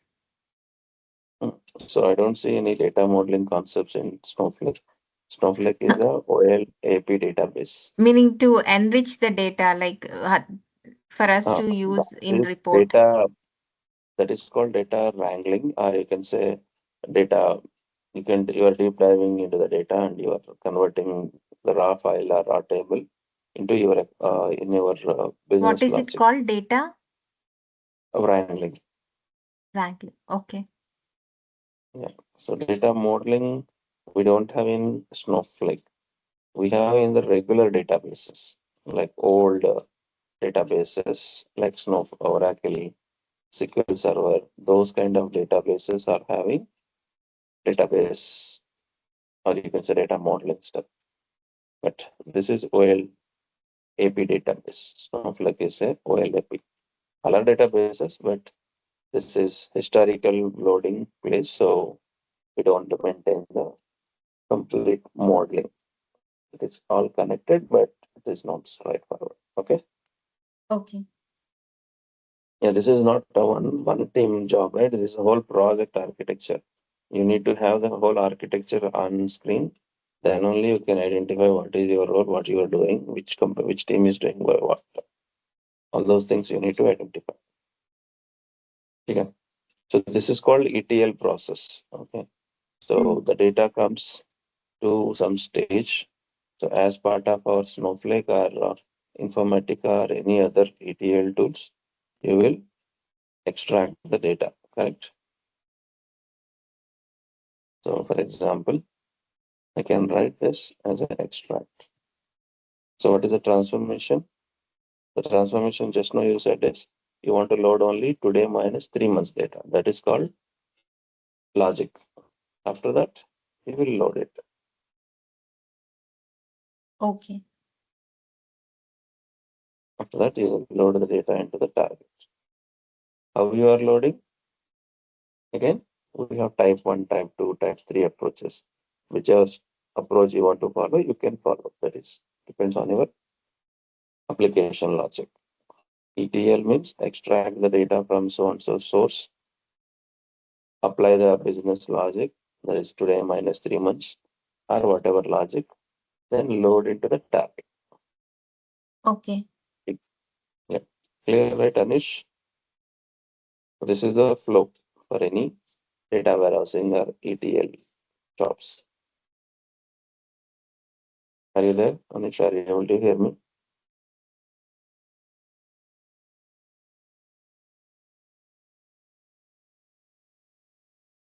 Hello.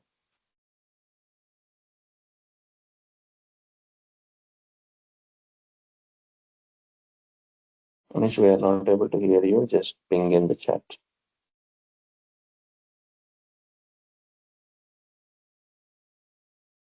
Okay, let's move on to the regular flow. So this is introduction. So still we are talking about basic stuff, right? So if you want to become a data engineer or ETL specialist, you should know how to practice database and database queries. So technically databases are nowadays, we have two different categories of databases, like old regular RDBMS, like Oracle, SQL Server, MySQL, Somehow your Teradata. voice is little low. Can you increase the volume or something? Is that fine now? Yeah. Okay, so RDBMS, there is old strategy. The cloud databases like Snowflake, BigQuery, this is the new databases.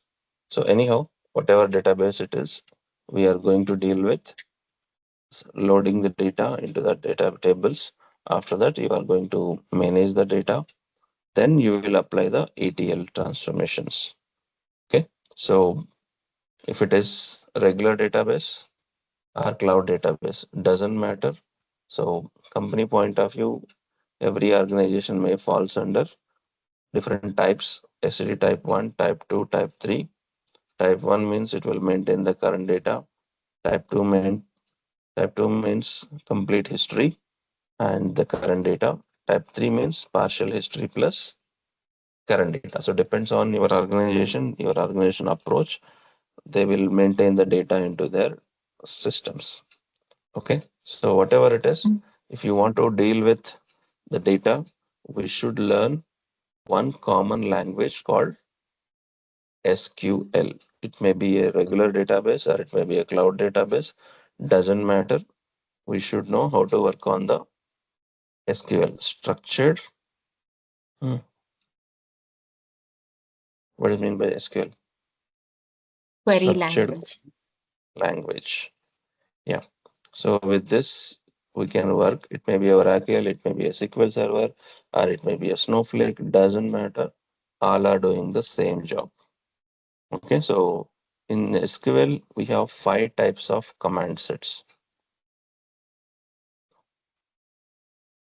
You have 5 types of command sets: TDL, DML, DML, TCL, TCL, and DQL. Yeah, DDL means data definition. data definition language. So under this, we have 4 commands: create, alter, Update. drop, and truncate. No. Okay. So drop and truncate. These are the 4 commands. DML means data manipulation language. Data manipulation language. So under this, as you said, insert, update, and delete. These are the 3 commands we have. So DCL, data control language. Data control language. So we have, so how to control your data? We are going to grant the access or roll back the access from the user to user. Grant and roll Okay. back. So Mm. TCL, transaction control language. So how you are going to commit your transaction, or you are going to revert it, so that there are commit and revoke, Mm. or you can say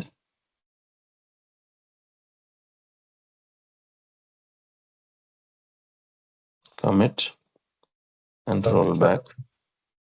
Yeah, I can hear you now, Anish. Sorry, sir, it was a bit internet issue. Sir, can you repeat that process again? Like from the SQL, the data is coming to the S3, and then if it is That being loaded. that is that is not yours. That is her question in her project. Okay, it's not yours. Okay, okay, sir. Yeah. Snowflake is also What same as ETL. Snowflake is a database. Okay, okay, Yeah. So it may be a cloud database or old databases. All are dealing with one common language, SQL. that's good. Okay.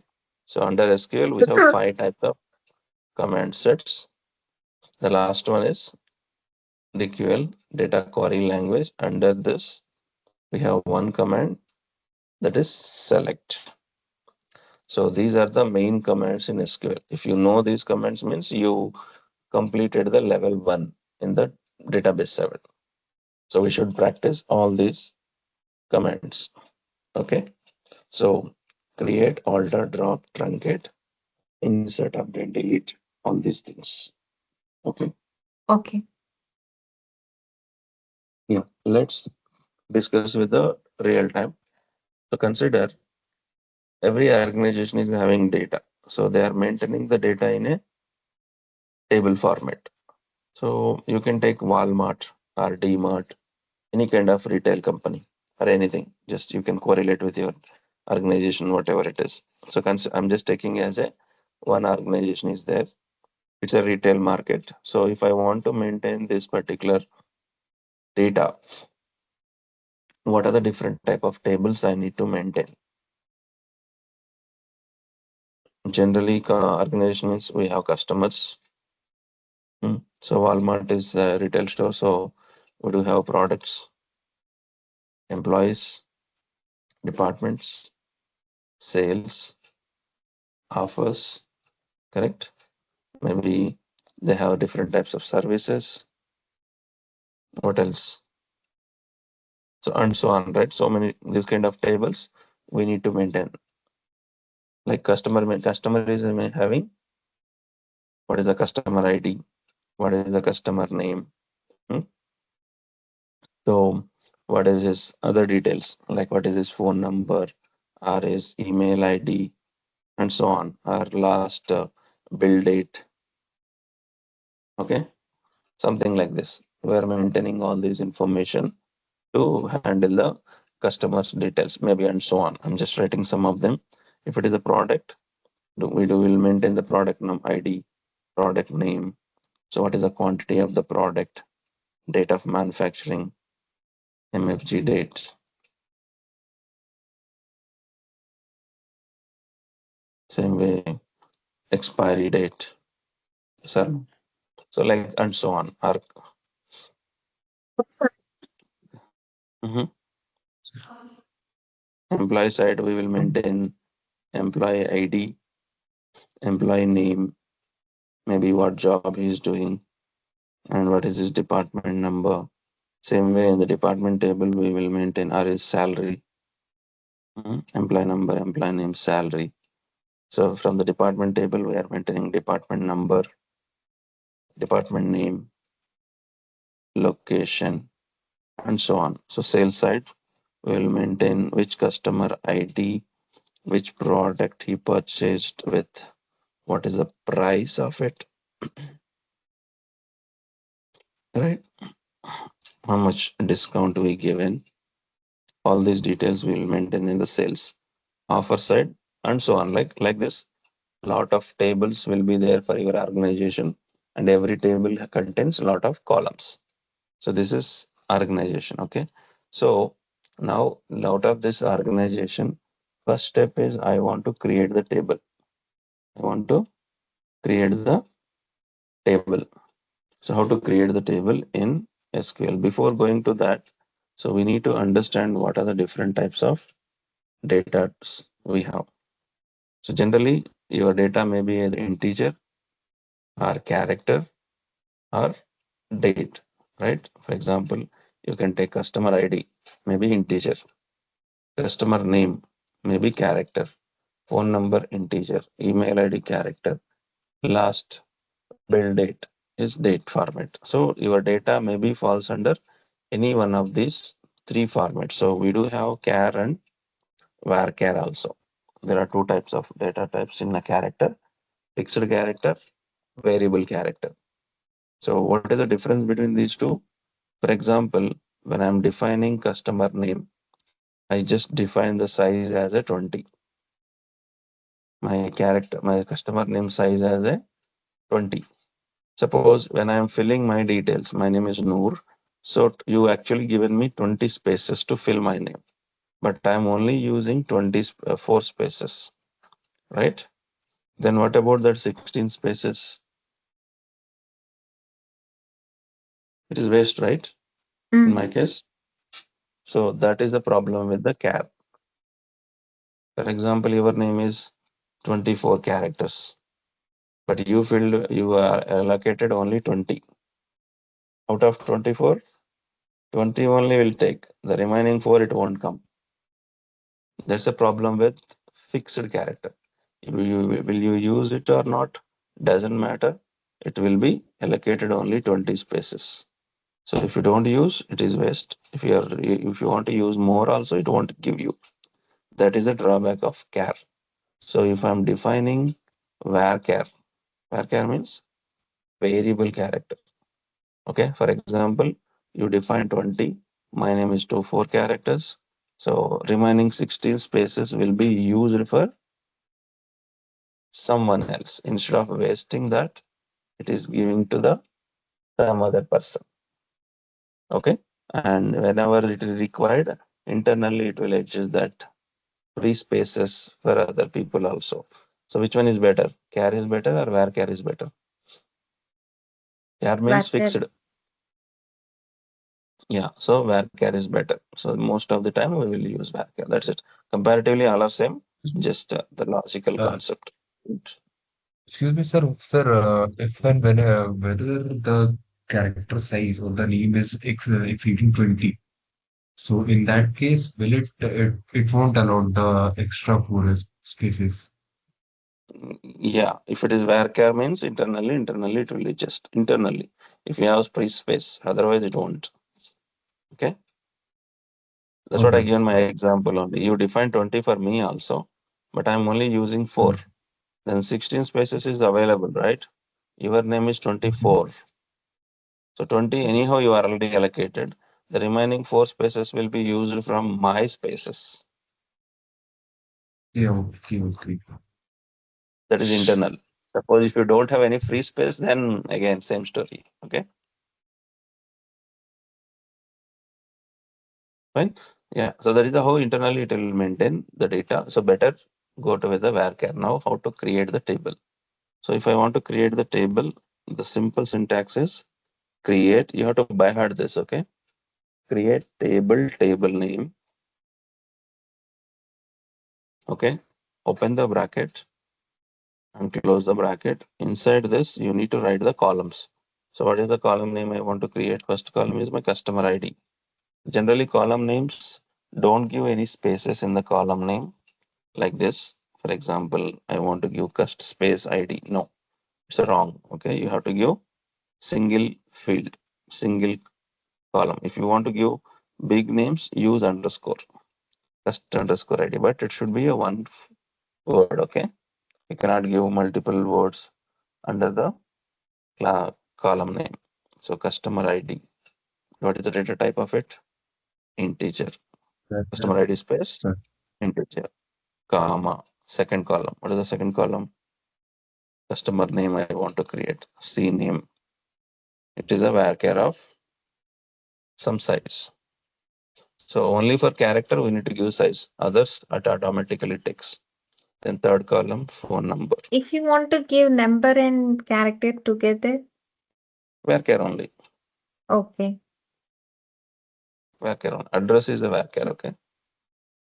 so can we Email. fix the size of the integers also? Like if there is four You numbers, can it should be exactly 10 it digits. automatically take the system. So if you want, you can set it, but you no need to do. That is not really required. Okay. System it automatically Uh, adjusts. but if in case of four numbers, it should be exactly around 10 digits. If eight or Hmm. seven, it won't be valid like that. So Yeah, in that that is case, we your can problem. allows the How you are spaces. for for example, if I am giving plus 91 plus 001 in that case, Okay. hmm, yeah, it's all you see. This is only just structure, right? We are defining the size, integer, date, and all will taken care by the system only. You can define the character size. Suppose last billing date is a date format. That's it.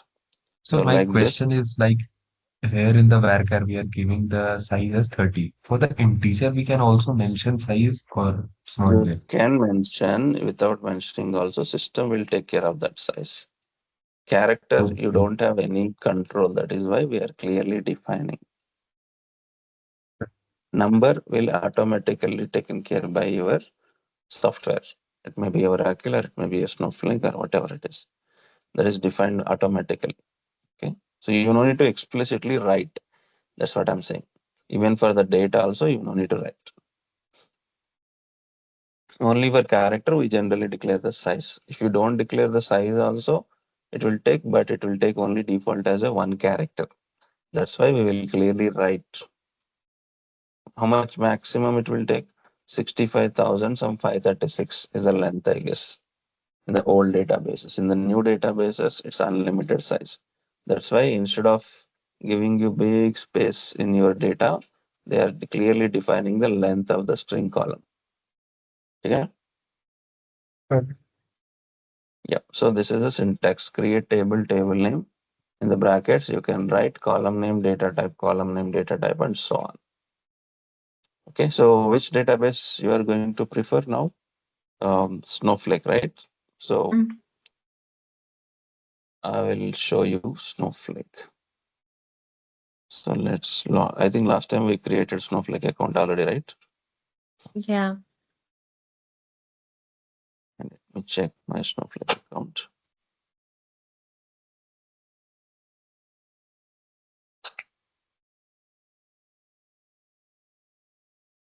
Sir, we can do it in MySQL also. Like Yeah, using for you, we'll do the setup. You are going for Informatica, right? So we need to yeah. do the Informatica setup for you. You just listen the class. We will do the setup.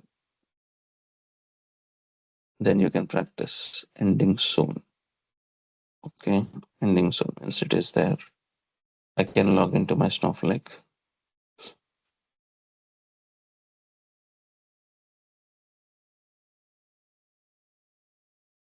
You can do in MySQL also, you can do in Snowflake also, you can do in any other data, same syntax, okay? Only the screen will be different. Okay, so we know. Yeah. So last time we created our database, correct? Now I am creating table under that. So how to create? Just copy this syntax. So customer table I want to create. So here I'm just writing this query. Okay. Execution is very simple. Select the query and click on the execute button here in the Snowflake. Okay. So customer is already exist. I will drop it. Maybe for the previous class I created it. Drop table. How to come how to delete the table? Drop table. Drop table. Okay. Table. Yeah. So again I'm creating.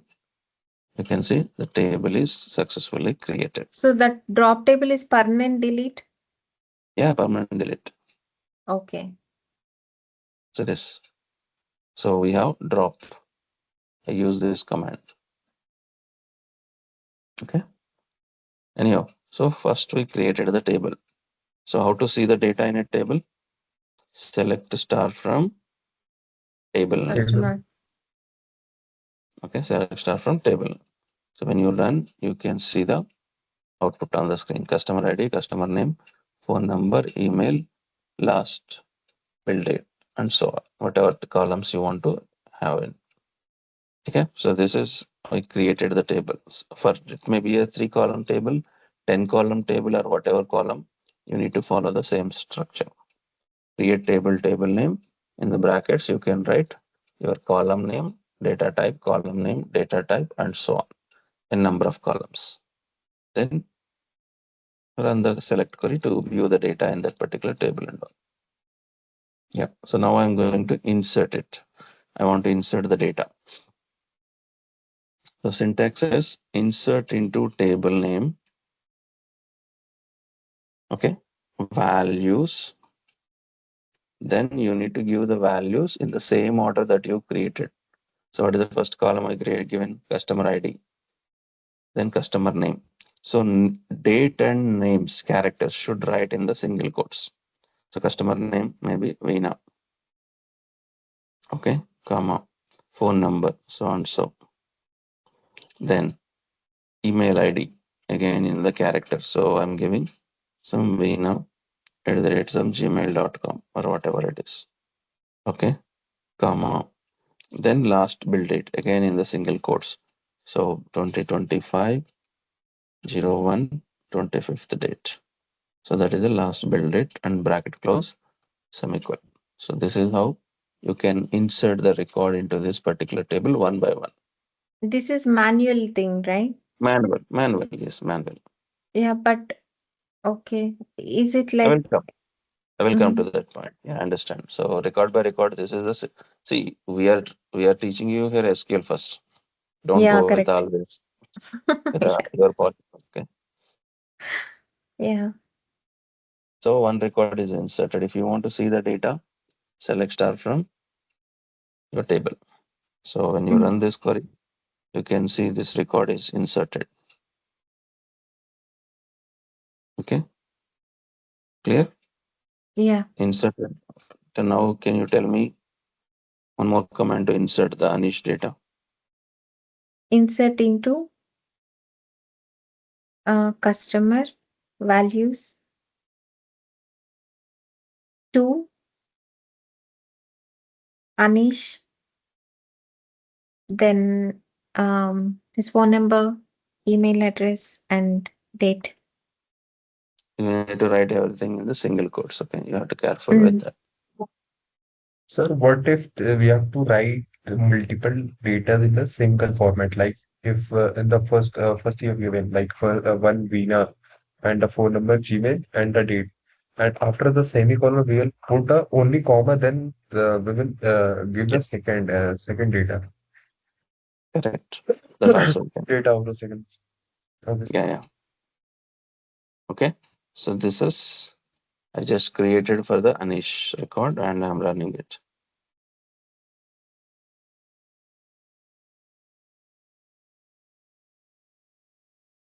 Yeah. So you got data now. You want, you can check. 2 records are available in this particular table. So as Anish said, so why to write these many times insert into? If I have multiple records in one shot also we can do. I will just show you. Okay, just put comma after writing first one, then keep the second one. So I'm taking this is third one and this is fourth one and so on. Okay, like this you can write and run it. So 2 records loaded in one shot. Okay, got it? Okay. Yeah. So that is also approach, but it is anyhow Why for did it multiple. not prompt you that it's a duplicate record? No, it's a 3-4. Okay. The customer No, ID no, is the no, unique ID. no, Okay. no, no one table will give you prompt until unless you added the rules. Okay, and that too in Okay. Snowflake we have something different. I will explain slowly, but as of now, follow this. Yeah, Okay. the next one, update. How to update the records in the table? So very simple. Update table name. What is the table name here? Customer. You need to give what column you are going to update. Set. I'm going to update the phone number of Anish. Okay, set phone number is equal to so and so.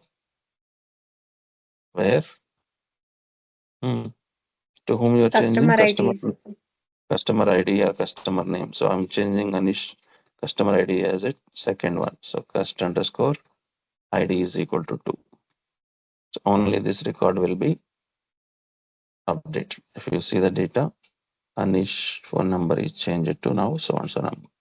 This is the only syntax we have. Update customer, set something, where something. So wherever the condition is matches, that particular set class will update the value. Okay. Even though you have two Anish, I clearly given customer ID 2. Suppose if I give customer name is Anish, then it will update both the records. Okay, so I'm changing it to 4. See this. When I run again, select star from customer, see both Anish are got updated because you clearly given wherever customer name is Anish, update them. It may be a 1 record, 100 record, doesn't matter. Wherever Anish is there, it was updated. So this is the only syntax we have in update. Update table name, set something, where something. Okay. Yes. Yeah. Good. Next, if I want to delete now, if I want to delete, the command is delete the record. Okay. Delete from table name. Where if you don't give where class, what will happen? It will delete everything, all the records. You have to be very careful. So that's what you have to clearly give condition, which record you want to delete.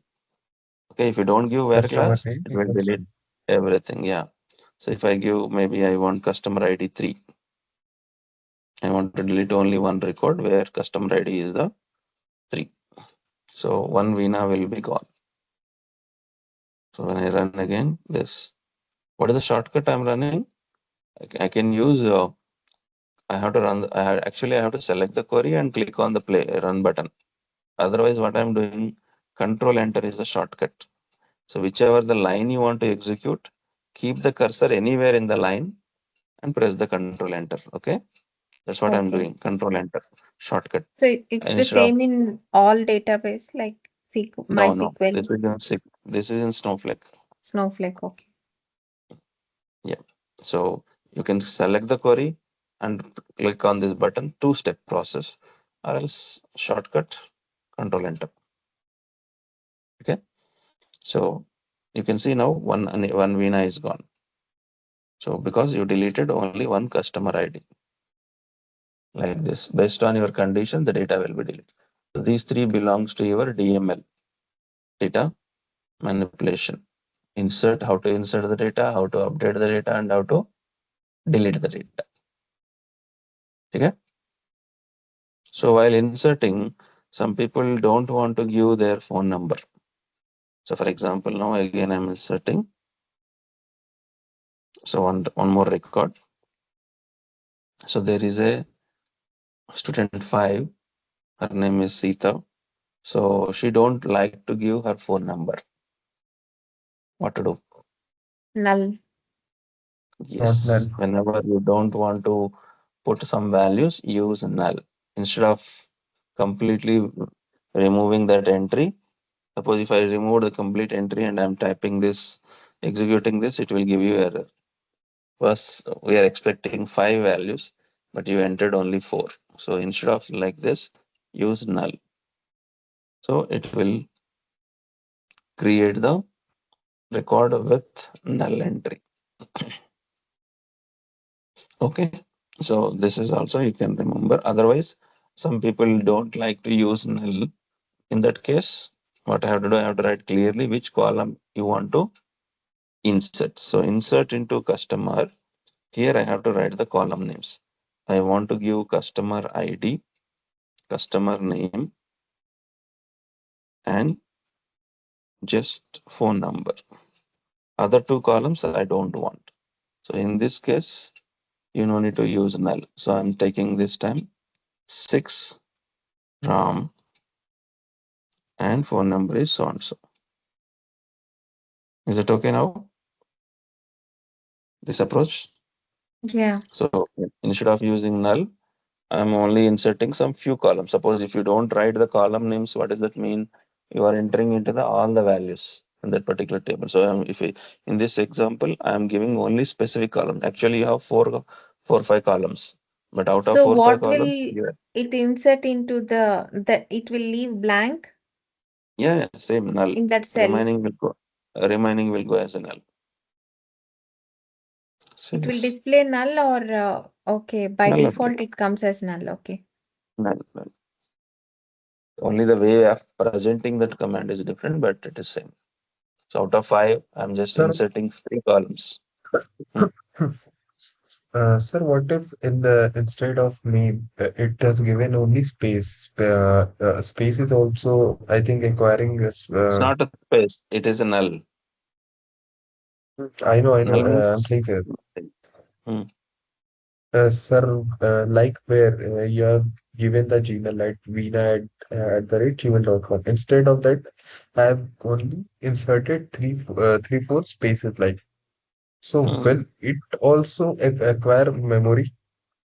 Yeah, everything.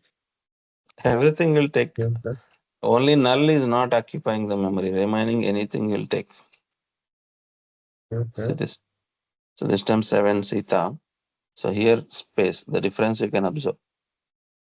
Yes. Null means null only. Space means you have some memory over there.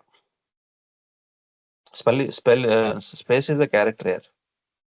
Single character. Okay. So how many spaces you are giving, that much memory will be occupied.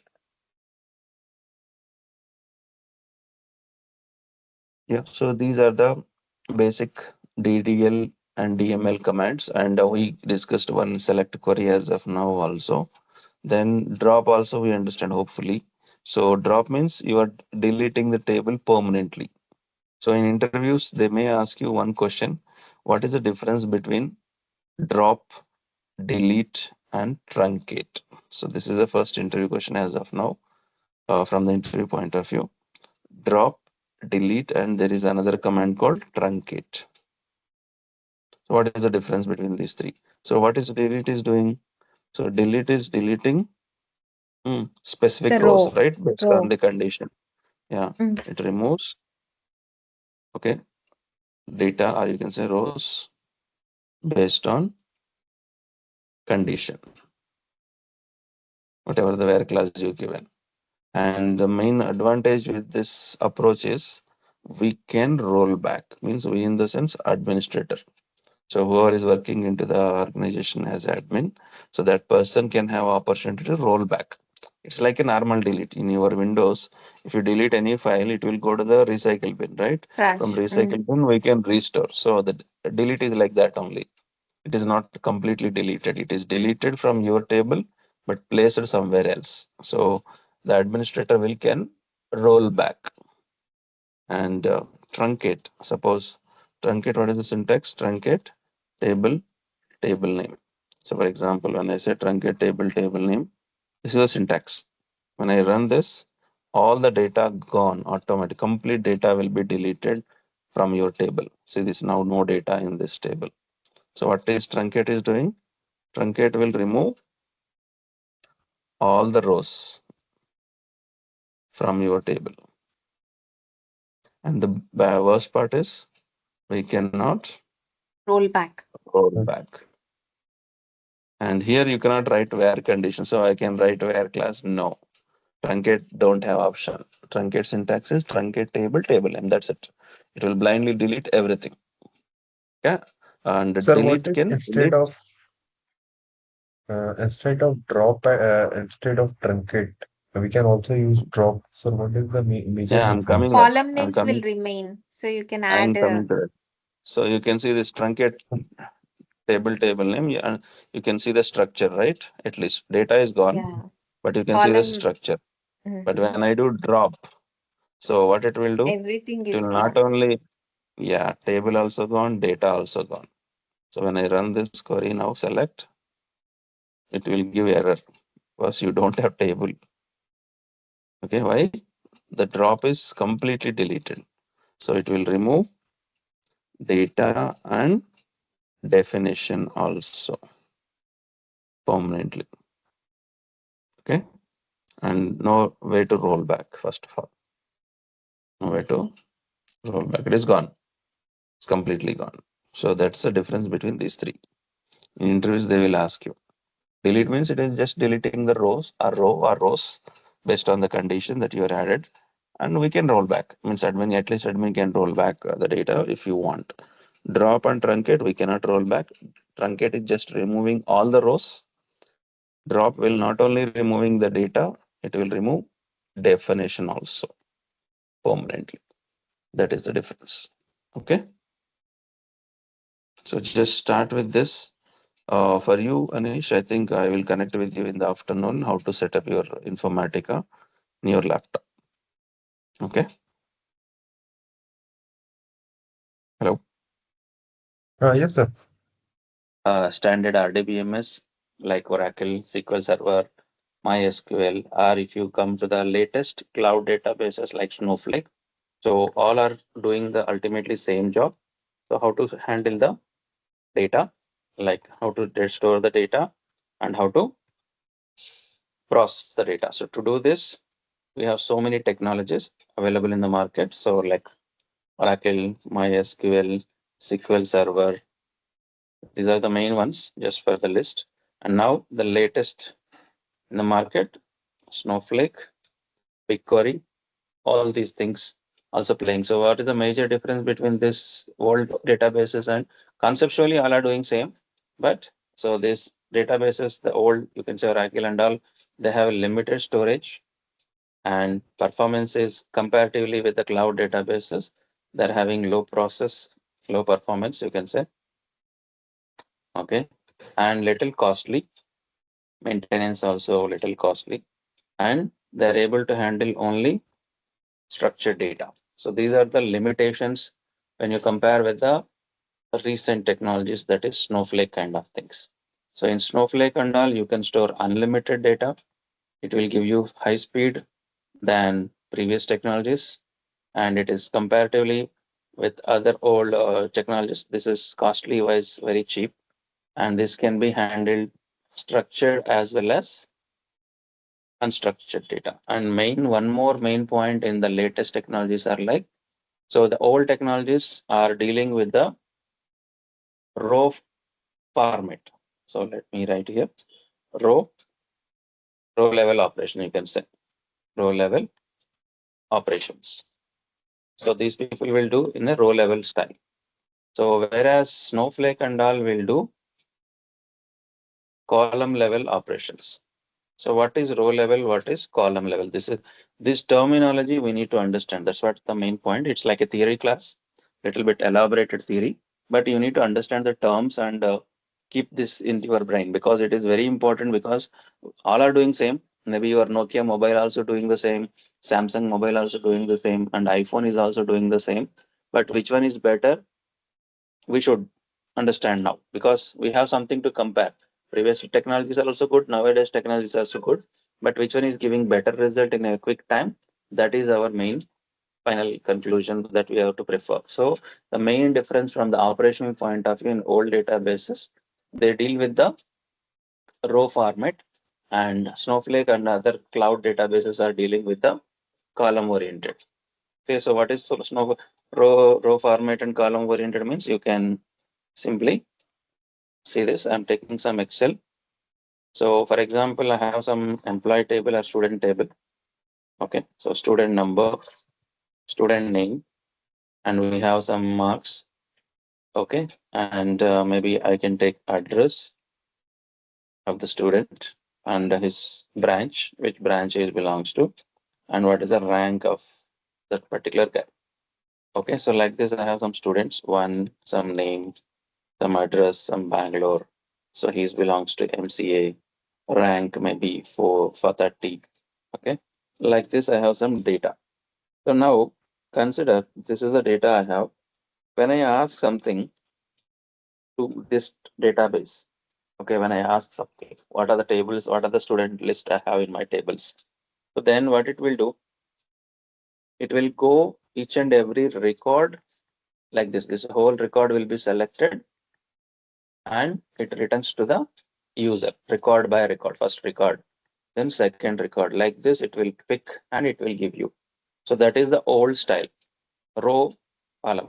For example, you have 1 lakh students and so on. We have some 1 lakh students. So in my college are 1,000 students. So his name is some blah blah.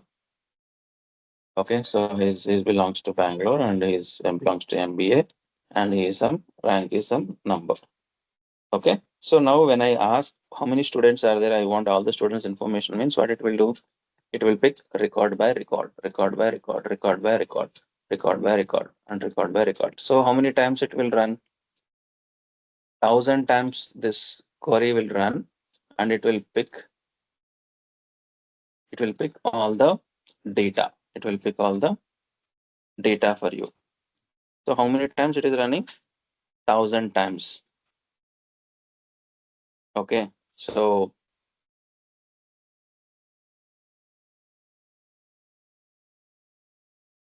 that is old strategy. But now when it comes to same table in Snowflake, that is cloud. So Snowflake is dealing with the column by column, not row by row. Maybe you have 1,000 rows, it processes 1,000 times, right? In oral databases. But in the cloud database and all, it will process column by column. It will pick like this. Doesn't matter how many rows you have. It will pick whole column by column like this. It will take first on one attempt, it will take all this data. In the second attempt, it will pick this column data. The third attempt, it will pick this data and so on like this. So now tell me for selecting all 1,000 rows, Snowflake is just dealing 5 times because column by column, because you have four columns, 5 columns. Only 5 columns, it selected all the data. But in Oracle and all, in the old databases, 1,000 records means it should go back, go and back, come back 1,000 times. So going and selecting 1,000 times or going and selecting 5 times, which one is the fastest? 5 times. Yeah, so that is what Snowflake. Snowflake is dealing with the column oriented. So Snowflake is dealing with column oriented format. It's clear? Yes, sir. Anish. So whatever your database is Yeah, it's database. clear. Okay, ultimately, conceptually both are same. Only thing is performance and how it will run. So that is where the matters comes. So Snowflake is the cloud database. Not only that, it will be very, very fast than other technologies. So that's the reason nowadays everyone is going with the Snowflake. Snowflake is called OLAP database. So we have two types of databases, right? So old databases, or you can say previously also we have old OLAP, OLTP. But if you compare with today, so Snowflake comes under OLAP database, means online analytical processing. So this databases will store huge amount of data for your organization. Whereas the traditional databases like Oracle, MySQL, SQL Server, they are nowadays considering as a OLTP databases where it will be handled by for the very late limited transactions, maybe for 3 months, 6 months, or 1 year. That's it, but not for the full lifetime.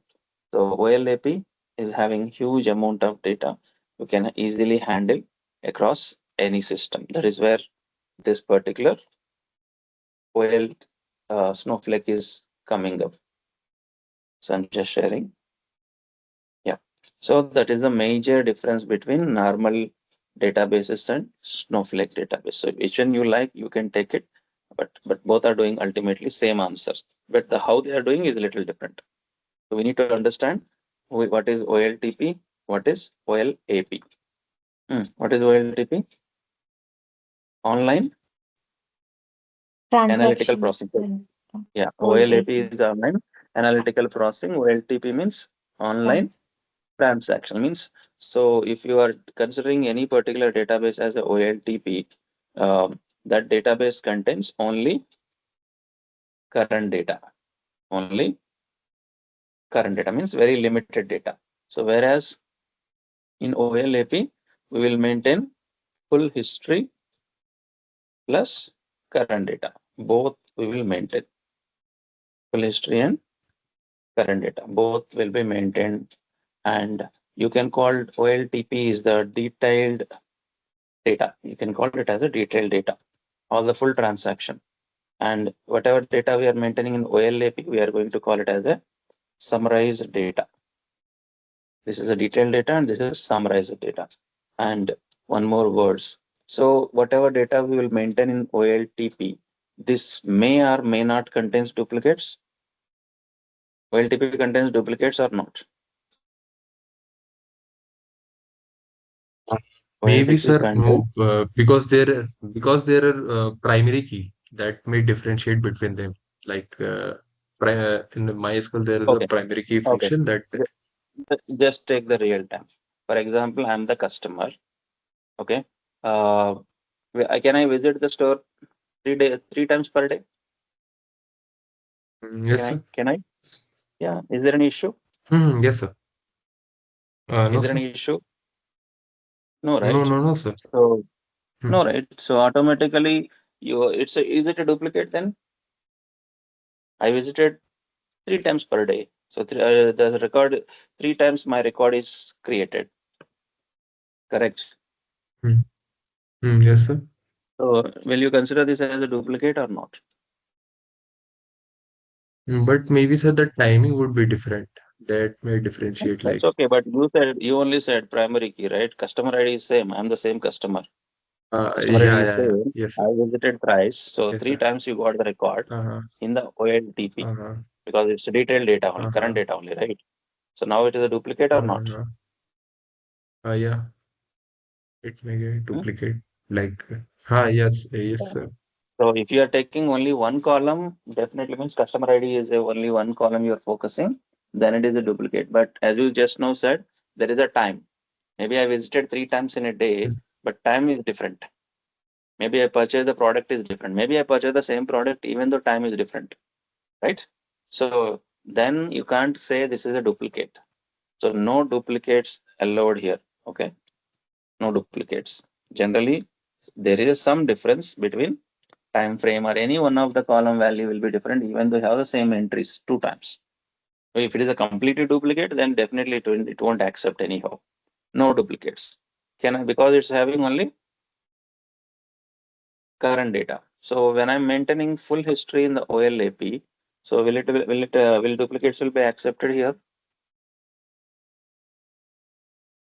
mm, Yeah, yes, duplicates can be accepted. So duplicates will be allowed here, no issues. Duplicates allowed in the because you have history. So same employee joined on so and so date, and you got the hike on so and so date, and you resigned on so and so date. So you are, when I say select star from OLAP table where employee number is so and so, I will get 3 records. What is the 3 records belongs to? One, when you joined, when you updated, when you resigned. Everything will be available in the OLAP, but in OLTP you will get only latest data. So that means no duplicates will come. Okay, no duplicates. And here duplicates may be allowed in the OLAP kind of systems. Your Snowflake is OLAP and Oracle and all OLTP. Guys, remember, okay? But all are ultimately doing same, just terms are different. So you need to identify in your company which kind of data they are, what is their approach. So your company is maintaining the data for 1 month, for 6 months, or for 1 year, or for lifetime. Depends on that. You have to say, my company database is a OLTP or my company database is a OLAP. So if your company is maintaining full history, never deletes, like Amazon, Facebook, or any banking systems, any accounting systems, any insurance data, they never delete your history, even though you are not part of the organization. So those kind of systems are called OLAP systems. And whichever companies are maintaining very limited period of time, those kind of databases are considered as a OLTP. And there is one more term we need to remember here. So normalization, denormalization, very, very important. So OLTP data is a normalized data. So what is mean by normalization? And OLTP is a denormalized data. Veena. So I want to understand the meaning of what is mean by normalized or denormalized. Yes, sir. Any idea? Mm, See, I'm duplicate. talking about data only. Data is data, right? So what Yeah. we have some properties of the data. So that's what I'm trying to explain here. So let's take your bill. So Okay. if there is so much of duplicate data, then if you normalize it, it will. Yep. Let's take one example. Then what is normalization? We will see. So for example, if you order something in Amazon or Walmart or wherever it is, you will get some bill, right? So I'm taking one bill as an example. So what you will have in the bill number, right? Second, bill date, when the bill is created, from which branch ID maybe, correct? Who is the branch ID? Then who is the branch manager? Maybe I'm maintaining that also in my this one. The branch phone number or branch address or branch location. That is also not required, but yeah, I'm just maintaining branch location maybe. Okay. Then what else? Now, no actual invoice. What product you purchased? What is the cost of it? Product name. Yep. What else? What is the actual price? Then what is the offered price? Then what else? How much is the discount you are getting? What is the others? What is the quantity of the products? Then what is the final total bill? Total cost, final cost, maybe I can say final cost. And to which who is the customer, right? To which customer we are giving all these things? What is your details? Customer ID, customer name, correct? Whether you have any bonus points. So what is the bonus points you have already in your account? So this kind of information we will maintain, right? So what is the saving overall? How much amount you saved from this bill? So what kind of delivery we are doing, like service ID, whether you ordered online or offline or home delivery, something like this, right? So this invoice contains lot of information. Suppose imagine only you can take, or you can take Walmart. So imagine for every bill, for example, I visited Walmart and I purchased 10 items. So I got the bill in the same format, 1, 2, 3 for 10 products I purchased. Same way, how many customers are visiting per day into the Walmart? How many branches of their Walmart? See, whatever Walmart branches are there, format will be same. Customers may be different, products may be different, but format will be same. But how many customers are visiting per day in a branch?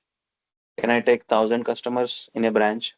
Like that, how many Walmarts are there across US? Maybe some thousand Walmarts. Okay, per day, 1,000 customers are visiting per branch. Like that, 1,000 branches are there. 1,000 into 1,000. How much? 10 lakhs? Maybe 10 lakh customers visiting per day. And how many products? Each customer, maybe by average 10 products I'm taking. Understand? So 10 lakh customers visited into 10, at least average I'm taking 10 products. So it will become 1 crore per day. 1 crore records is coming. 10 millions of records are coming per day. It's a day because your company is maintaining full history. They never delete your data. Per day, 1 crore of records. Per month, 30 crores. Per year, 360 crores. So that is for 1 year. For 10 years, for 20 years, huge data I have. Now you have to imagine, okay, we can't write everything. So it's a huge data, like very good. So you are maintaining these many things, super, very good. This much huge data you are maintaining. Now my question to you is, as an analysis, as a high level manager, boss, I want to see last 3 months iPhone growth rate across US or across particular Texas state. Doesn't matter how many branches you have in the Texas state, Walmart, across all the Walmart Texas branches, what is the sales growth rate or sales rate in last 3 months of the iPhone? This is what I ask. So what do you do now? If it is Excel, you will filter iPhone, you will filter Texas state, then it takes a lot of time because it's not a small data, it's not 100 records. This much of huge data is there. And when you do filter like one by one, takes time, rotate, and come. And that too, there is no guarantee that the data is accurate.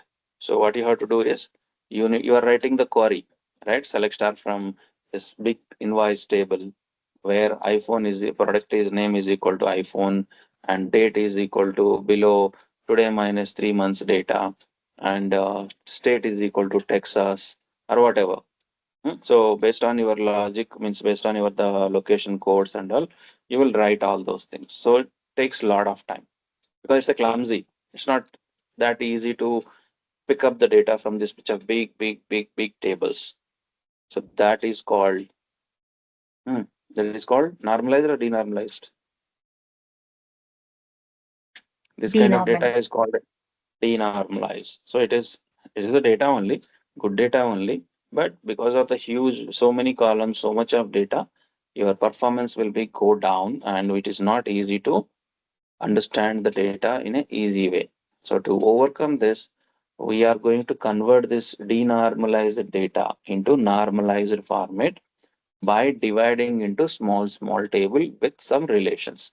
So what I will do, I will divide this huge data into tables. Like one is bill Excuse details. me, sir. Yep. Sir, can you explain it again? Like, repeat this. Yep. So the huge data I'm going to divide into small tables by applying some unique columns. For example, in this table, in this particular data, you can see there are bill related information, branch related information, customer related information, sales related information, products related information, and your service related information, and finally all the promotions. Okay, based on the bonus points, we are giving the discount or some kind of service details to him. So everything is integrated in this single table. Instead of combining this much of many information, we are going to break down this table into small tables. This process we are going to call it as a normalization. Big tables will be converted into small tables. Okay, so for example, all the billing data I'm keeping into the billing details table. Maybe customer details I'm keeping into the customer table. Products, all the products information I'm keeping into the product table. The branch information I'm keeping into the branch information. Okay, so then whether what is the services you are providing, that I will maintain in the service table.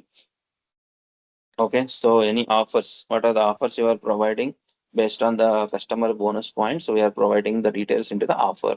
Like this, the same single table I divided into small tables. So each and every table contains some columns out of this. For example, bill table contains bill number, bill date, okay, and amount. So final cost, how much you paid, some information I'm maintaining. So then customer details contains customer ID, customer name. Okay, so what is the bill number he did, whatever the what is the bill generated, and what is the bonus points that you have.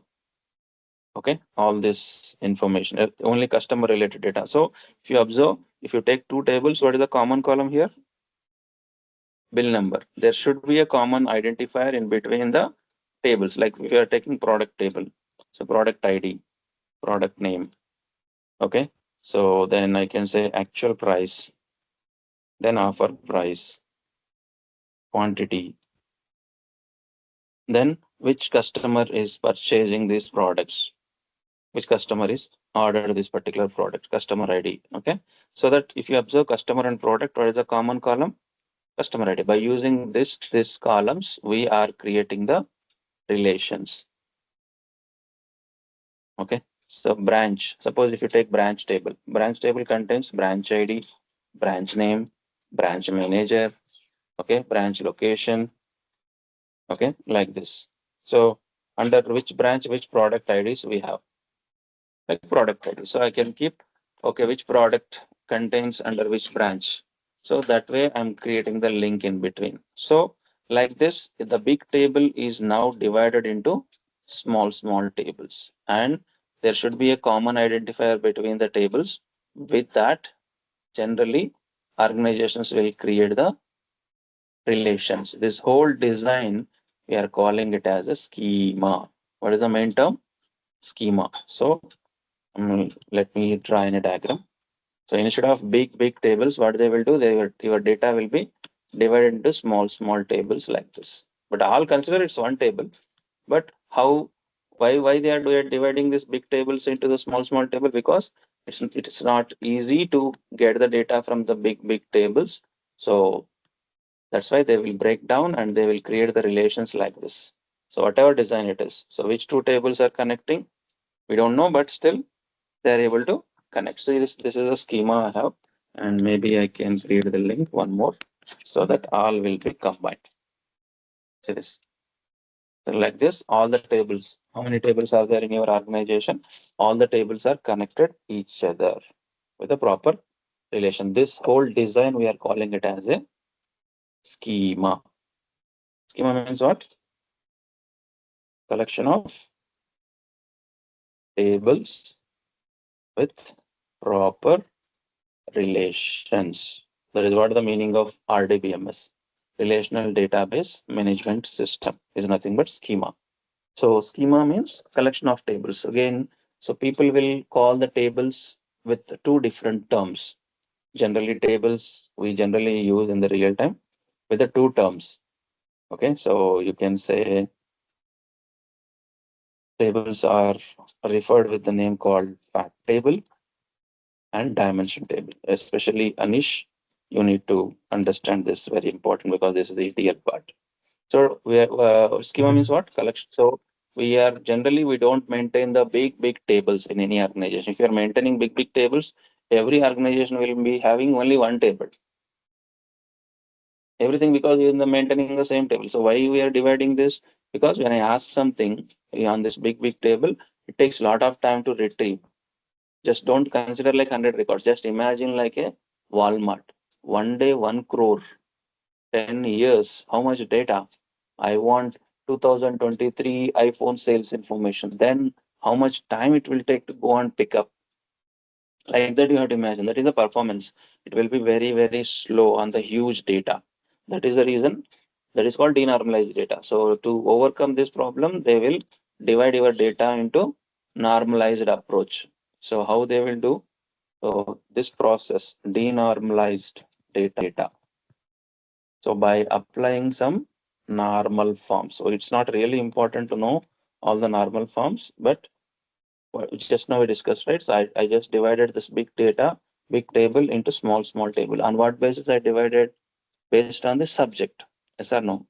Subject in the sense category, billing details in one table, customer table in one table, products details in one table.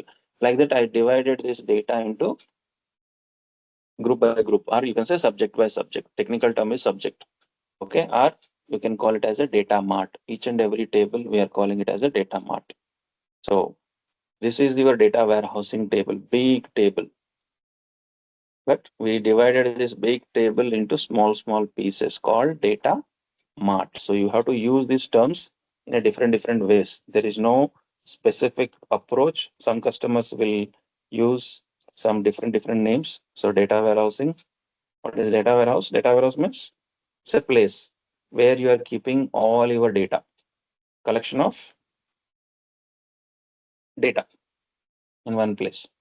But to access this collection of data from single table, it takes a lot of time. So what we are doing, we are dividing this big table data into small tables by applying some normal forms. So there are mainly 6 types of normal forms are there theoretically, but to convert the denormalized into normalized, people will follow some 3 approaches: 2NF, 3NF, and we have BCNF, and then we have some 4NF, 5NF, normal forms. NF means normal forms. So by applying this techniques, they will break down your big table into, first what they will do, they will break down this big table into 2 tables. This is a single table, right? So whatever table you have, that I'm going to call it as a first normal form table. So this is your first normal form table. Whatever table it is comes to you, okay, it is a first normal form. Then what they will do in the step 2, they will break down this big table into 2 tables. Maybe I will take up to this one table, then one more table is customer details. Understand? So they are not directly dividing like as we discussed. Okay, so they are dividing big one table into 2 tables. Then again, in the third phase, they will divide this data into branch table in one part. Sorry. Then product table. Understand, right? How I divided these tables. So step by step, they will divide. That is what normal forms. So on what basis and how they are dividing. It's called a subject. Subject means categorization. Category wise, I can't divide one column from product, one column from customer, right? Then there is no use of dividing. So this will be remain same. So 3 tables we break down. Now still, if you are not happy, so if still you are not happy with the how we divided, then we have extension to the third normal form that is called boycott normal form. So in this table, what they are doing, so same thing I can copy paste. So the bill table I'm dividing into 2 parts again. Bill details plus branch details. Got it? So this is a final say. This is what we discussed, right? So when you divide the big table into 4 stages, 4 levels, automatically the data will be converted as a denormalized to normalized. So what about this fourth and normal, fifth normal forms? So this fourth and fifth normal form is for the what you can say direct data loads are multi-dimensional data. So that is cubes. I don't see we have much priority in that area. Cubes and some kind of a crystal data things. Crystal data. All those things those people will use. But from the database point of view, first 3 itself enough. If you are not able to solve the problem, means normalization issues with the first 3, then there is an extension to us that is called BCNF. With this 3 only, 3 or 4, 3 plus 4, 3 plus 1. So the data will be converted from the denormalized to normalized. Okay. So like this, they will divide the big tables into small table. This approach we are calling it as a denormalize it to normalization. It's called normalization. This whole process is called normalization. What is normalization? Converting the denormalized or big table into small table. This whole process we are calling it as a normalization approach. So how they are dividing? By applying the normal forms.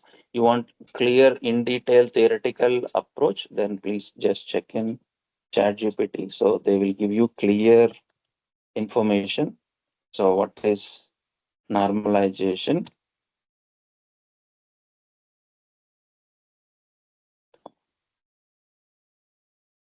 Just for theoretical, it's all theory, okay, don't worry, but this is not practically important, but we should know normalization techniques in database.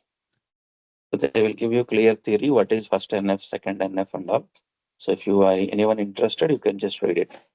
First normal form means they will divide the big table into small table, eliminate repeating groups, ensure atomic values. So they will give example also, you can see.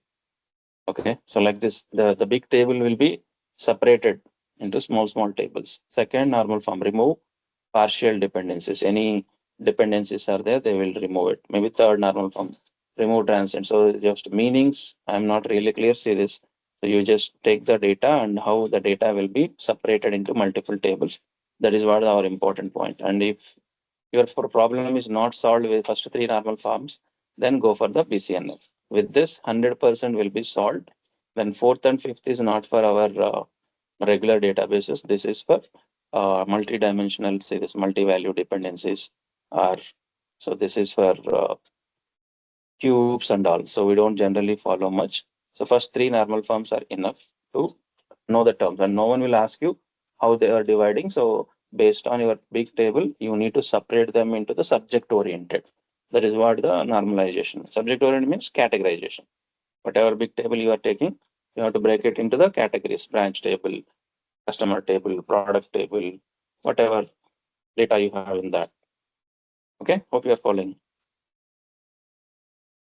So all these tables we are calling together with the proper design is called schema.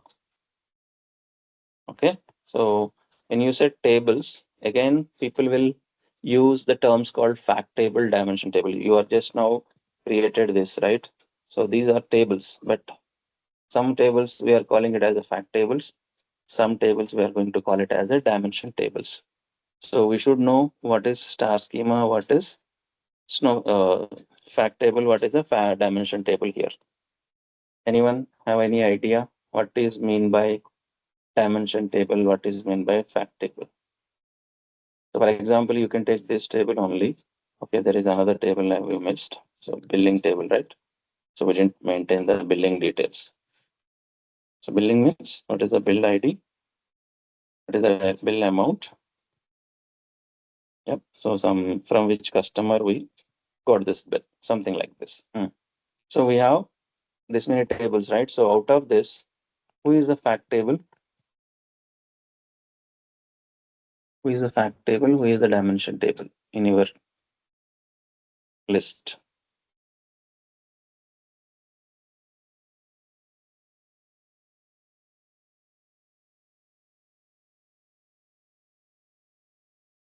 So hope you are following, right? Anish, Veena, yes, sir. Yeah. Yes, sir. Fact This is is theory what only. happened, Theory right? only. Like, Yeah. Sorry, Veena, you are saying something? customer.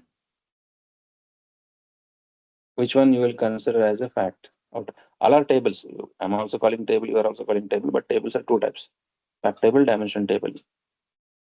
So what is fact table? Fact table means which table contains only facts, or you can say measures, numerical data, numerics.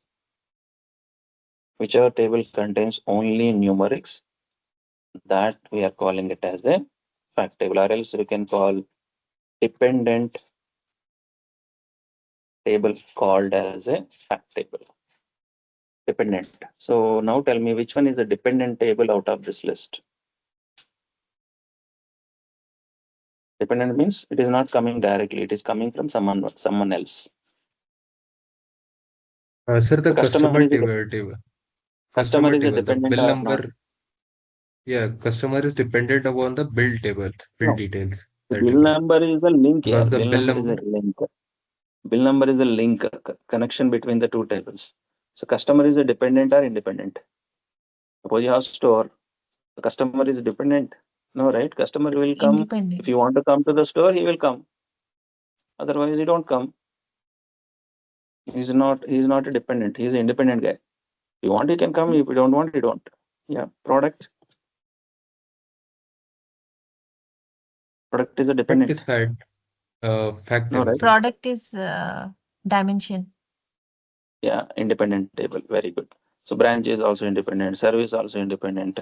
So your bill. Okay. So already bill details. I think we already created bill details. So bill details is the dependent table. Yes or no? Which product you purchased and which from which branch. All these are important to create the final bill. Yes or no? How much Yeah. discount we are providing. So bill is not a independent. Bill is dependent on some other data, like which product you purchased, what kind of customer you are, means you are regular customer or depends on your bonus points that you have. And the final will be generated. So out of this, the fact table is, so I don't want to maintain date here. I will take it out date and I can take the date column because whenever I say fact table don't contains any dimensions. So it is having only numeric data, billing number, final cost or amount that you want to pay, or customer ID, other things. Everything will be ID. All are numerics, and that too, it is a dependent table. So in this example, bill details is a dependent table. All independent tables, we are going to call it as a dimension tables. So non-numerical data. Numeric data is a fact table, and non-numerics, whichever table contains non-numerics, that is a dimension, or you can say independent. Independent table is a dimension. Customer is independent. Dim product is independent. Except fact table, all are dimensions are very simple. Okay. Fact table means which table contains only facts. You can't maintain any text columns in that table. And that it should be dependent. Then only we are going to call it as a fact. Clear? Yes, sir. Very important terminology. Fact table, dimension table. So people are saying table, but again, if you go in depth, tables are two types: fact tables, Dimension. dimension table. Yeah. Facts. So Yes, just sir. now, schema means what? Collection of tables means collection of fact and dimension tables with proper relation. So this approach is wrong. So now what is the design I am going to do? There are two types of designs in any database. So like this. So we have two types of tables, right? Dependent table, independent means fact table, dimension table. So if you are connecting one fact table with all other dimension tables, so this kind of design, we are calling it as a star schema. What is this? What is the name? What is the design? What is the style of schema? Star Star. schema. So this is interview question, standard for especially Anish and everyone who is coming to the data engineering side. So tables are two types: fact table, dimension table, and we are creating the relation. So dimension table is connecting with fact. Dimension table is connected with, because fact is not generated. Fact is coming from dimension table. So this kind of relations, if you are maintaining in our organization, we are going to call this kind of design as a, or you can say schema as a star schema. What is this? This is a star schema. Hope you understand. So there is another design also, Uh, another way of Excuse me, sir. creating. Sir, Mhm. sir, can you repeat it again? Star schema. Okay, you are not just okay. Okay, I think I shared only one notepad. Let me cancel it. Let me share it again. Yeah, this is what I'm drawing actually. So we have tables, and fact table is one, and all other dimension tables are connected to fact. This kind of design is called star schema. Okay, suppose I can copy this again. There is another style of schema which is called snowflake schema. What is that? Schema means what? Collection of tables. And design, how you are creating the relations between the tables. So if one fact table is connected with dimension table, many dimension tables, this kind of design is called star schema. Then we have another style of schema that is called snowflake schema. What is snowflake schema? So in this design, your dimension table is connected with one more dimension table. So this dimension table like this. So if it is only one level, it's called star schema. But in this diagram, if you observe, your dimension table is connected with another dimension. You are saying product table, right? So how product is coming? Product is not a direct in the table, right? Yes or no? Products are coming from some manufacturer. Yes or no? Yeah. So it is this kind of design is called snowflakes schema. Is it? Snowflake schema. So there are two types of designs we have in the database level. See, ultimately, for every organization, we have hundreds of tables. All hundreds of tables are connected, but in which style, how they are connected, what is the approach? So first, we have to divide out of 100, how many are the fact, how many are dimension. We have to cover, divide like that. Then, which dimension tables are connected, generating the fact table. If your design is coming like this, means that is a star schema approach. Suppose your design comes like this, which is called Snowflake. It's very, very important. We should understand what is the difference between star schema and Snowflake schema. Okay, try directly. Star schema versus Snowflake schema. Say this. So this is star. The middle one is a fact table and surrounded with the dimension table. Okay. And in this time, if you observe, internally it is a star only, but this dimension table is extending with some other dimension. Ultimately, how many tables are there in your organization? All tables should connect each other with some relations. So they will prepare the relations between the table either using this style or this style. Okay, hope you understand. A table connecting with many dimension table looks like a star. That's why they are calling it as a star schema. In Snowflake schema, same. It's extended star only, but your dimensions are connected with some more dimension. It's not like one dimension. Okay.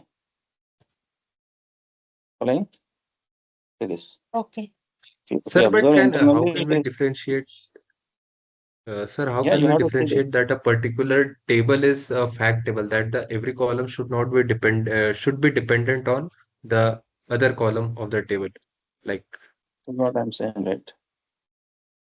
Whichever sir, I'm table saying that contains how can, only facts, only numerical data here. hmm, Suppose why I deleted here in the previously date. Suppose if I maintain date, this is not a fact table now. Because Date is a date is dimension. hmm, So I removed it. Then it is now I have to call this as a fact table because okay, number, bill number, cost is also number. Both are numbers. Then it is a fact table. If you observe other tables, every table is having some non-numeric, means text column, customer name, product name, branch manager name, service type, offer ID, promo code, something like that. So all are having some text data. It's not a fact, first of all. Like that, you hmm, have to identify. Okay, that's what this okay, title. A simple shortcut. I'm not giving you big definitions. It's very simple way to identify. So schemas are two types. So first of all, why you got this a concept? Because if I'm maintaining the data in a big formats, the performance will be go down in the real time. So to overcome this, we are breaking down that big table into small pieces, or this process we are calling it as a normalization approach or technique. So how they are dividing by using step-by-step approaches called first normal form, second normal form. Means normal forms are like that, how you are dividing big table into two pieces into three pieces into four pieces until you solve the issue. So generally from database experience point of view, first four normal forms itself will solve your problem. Never it will go to the fourth and fifth. Okay, so altogether, once you break down again, it's not breakdown means you should not have the relation, right? So you should maintain that. So that's the reason we are maintaining the relation between these all tables with relations. For how to maintain the relations, that's what we are going to discuss technically later. Maybe primary key, foreign key will come.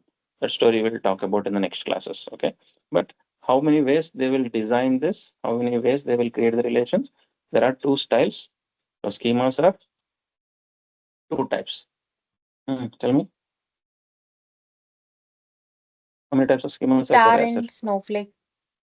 Star. Yes, very important.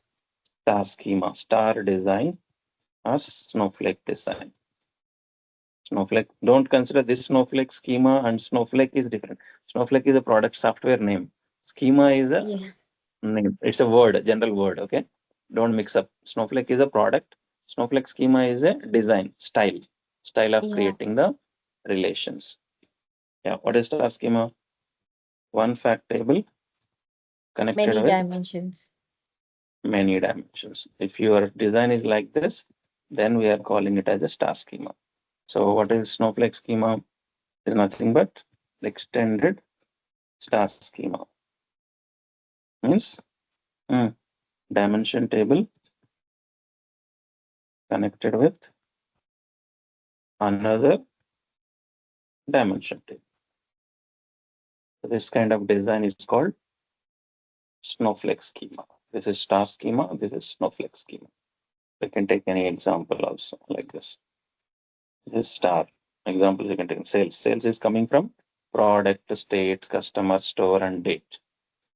But again, product is coming from brand category. State is part of country. Date is part of month. Again, it is extended, right? So this is Snowflake design. Okay, store means location manager. Customer means member. Is a guest or registered customer. So they are how your organization is designed all these tables. That is called Snowflake style or star style. Which one is better? Snowflake. Better performance wise from our point of view. Which one is easy?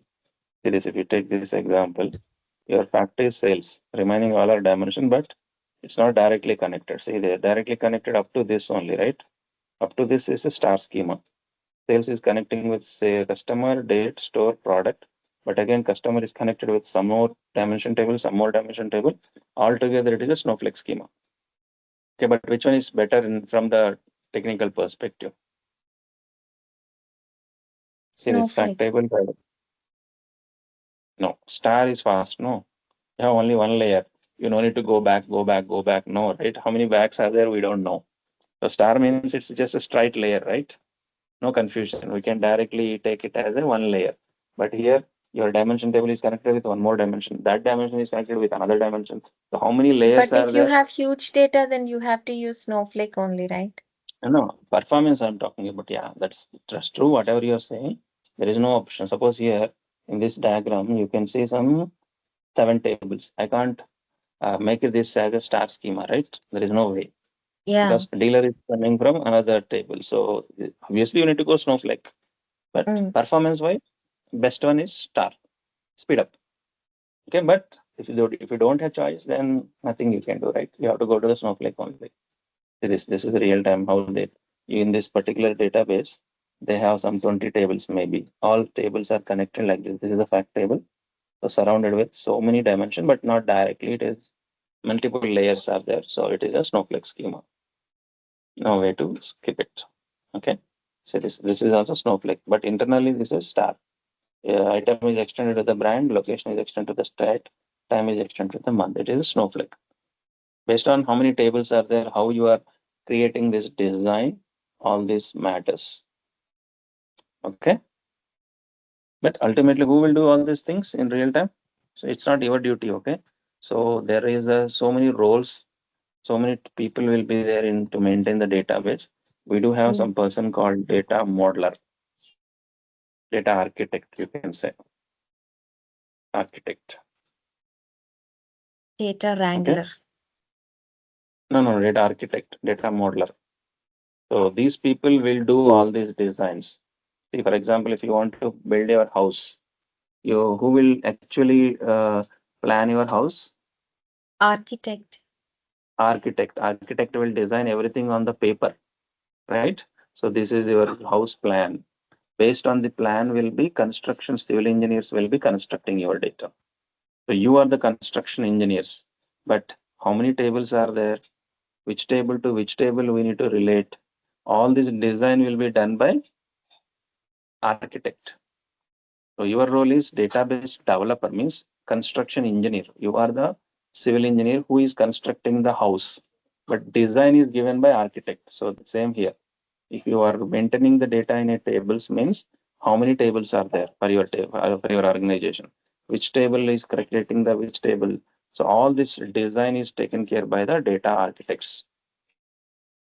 They have some software.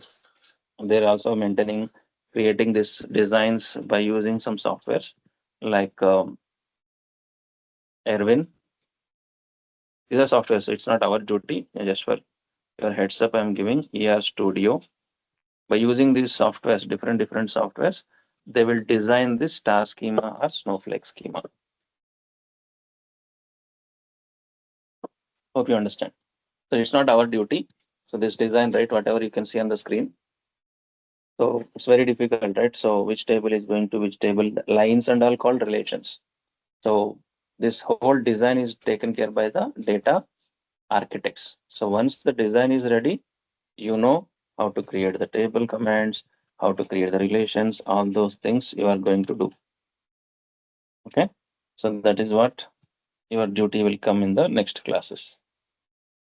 So, but you should know all this conceptual terminology. What is data warehouse? What is data mart? So collection of data marts, I can simply say collection of data mart. Data mart is nothing but subject oriented data. Subject oriented data. Subject oriented means what? This. The big table I'm dividing into small pieces means categorization. It is nothing but data mart. Each table we are calling it as a data mart.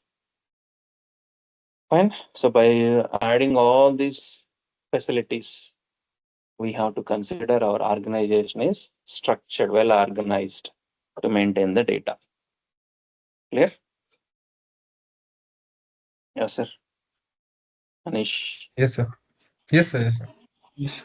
Yeah, you have to understand the terms because when you come to the database SQL world, working is very easy, but we need to understand the terms.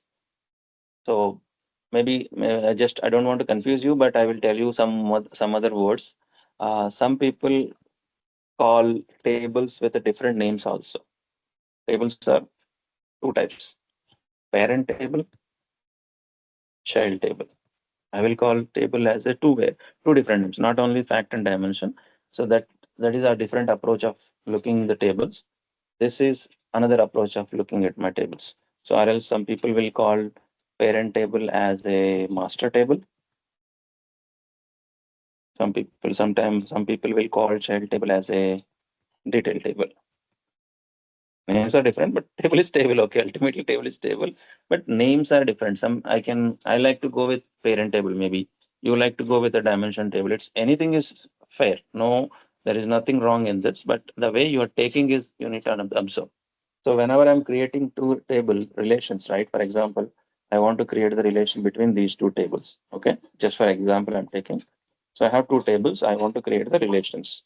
So now I have to call one of the table as a parent table, another table as a child table. Now tell me who is parent, who is child in these two tables. Product may be the parent table. So that means, is it true? Everyone agree? Product is Yeah. parent. How? Yeah. How? How? So one customer, one product may have many customers, right? That's okay. That is Or one. relation you are saying. Yeah. I'm asking which one is the parent table. Because the customer name, customer ID, this all is dependent on the product which he is buying. But not that way, I think. Like if the product is sell, then Okay. we can I get the will I customer will give you details. Like I will give you some statement. If product is there, customer will visit the store, or if customer comes, then product will be coming. Which statement is true? Yeah, yeah, that only I was saying. If there is product, then the customer is then Visiting the there will be store. customer. What Actually, means who is, customer Yeah. is the parent. how we know? So you One will go to the customer, Walmart, many you will go products. to the you will Yeah. go to the Walmart and then you will order the so and so, what you can say, I want to buy. Okay, Walmart is a all-in-one shop, right? Okay, what I will do, Walmart, everything you can get it. So what I can say, okay, you went to KFC, okay, Veena. So then you Mm. order laptop. Is that okay? No. So you are only saying customer is parent. Parent customer comes, then product will come, or product is there, customer will go. If Mm. laptop is there in that store, then only you will go to that store, right? Your requirement is to buy laptop. Without laptop, if you go to the KFC and all, they don't give you laptop, right? So who is the parent here? Product is the parent. Mm. Okay. If product But is there, product then does only not customer depend will on go. customer, right? No, I didn't say dependency here, right? I'm talking about parent and child. Who is the parent? Who is first? Who is second? That's what. Parent is always first. From parent, child will come. If product is there, then only child will come. Means customer will go and get the Welcome. product. Okay. Yeah. So some people will call that as a master table, detail table. That's it. So just approach is different, but conceptually all are tables. All tables should be related, and we need to create the relation between all these things by using some approach. That what is that schema approach? We will discuss in tomorrow's session. But so these are the terms we need to know: normalization, data warehouse, data mart. Okay. So how many tables are there? How to create table? All these things are very, very easy to work with. Okay. And yeah, sir, we are going to deal this SQL by using Snowflake. If you want to set up the Snowflake, right, I will show you very simple. It's very simple. Go to the Google and search for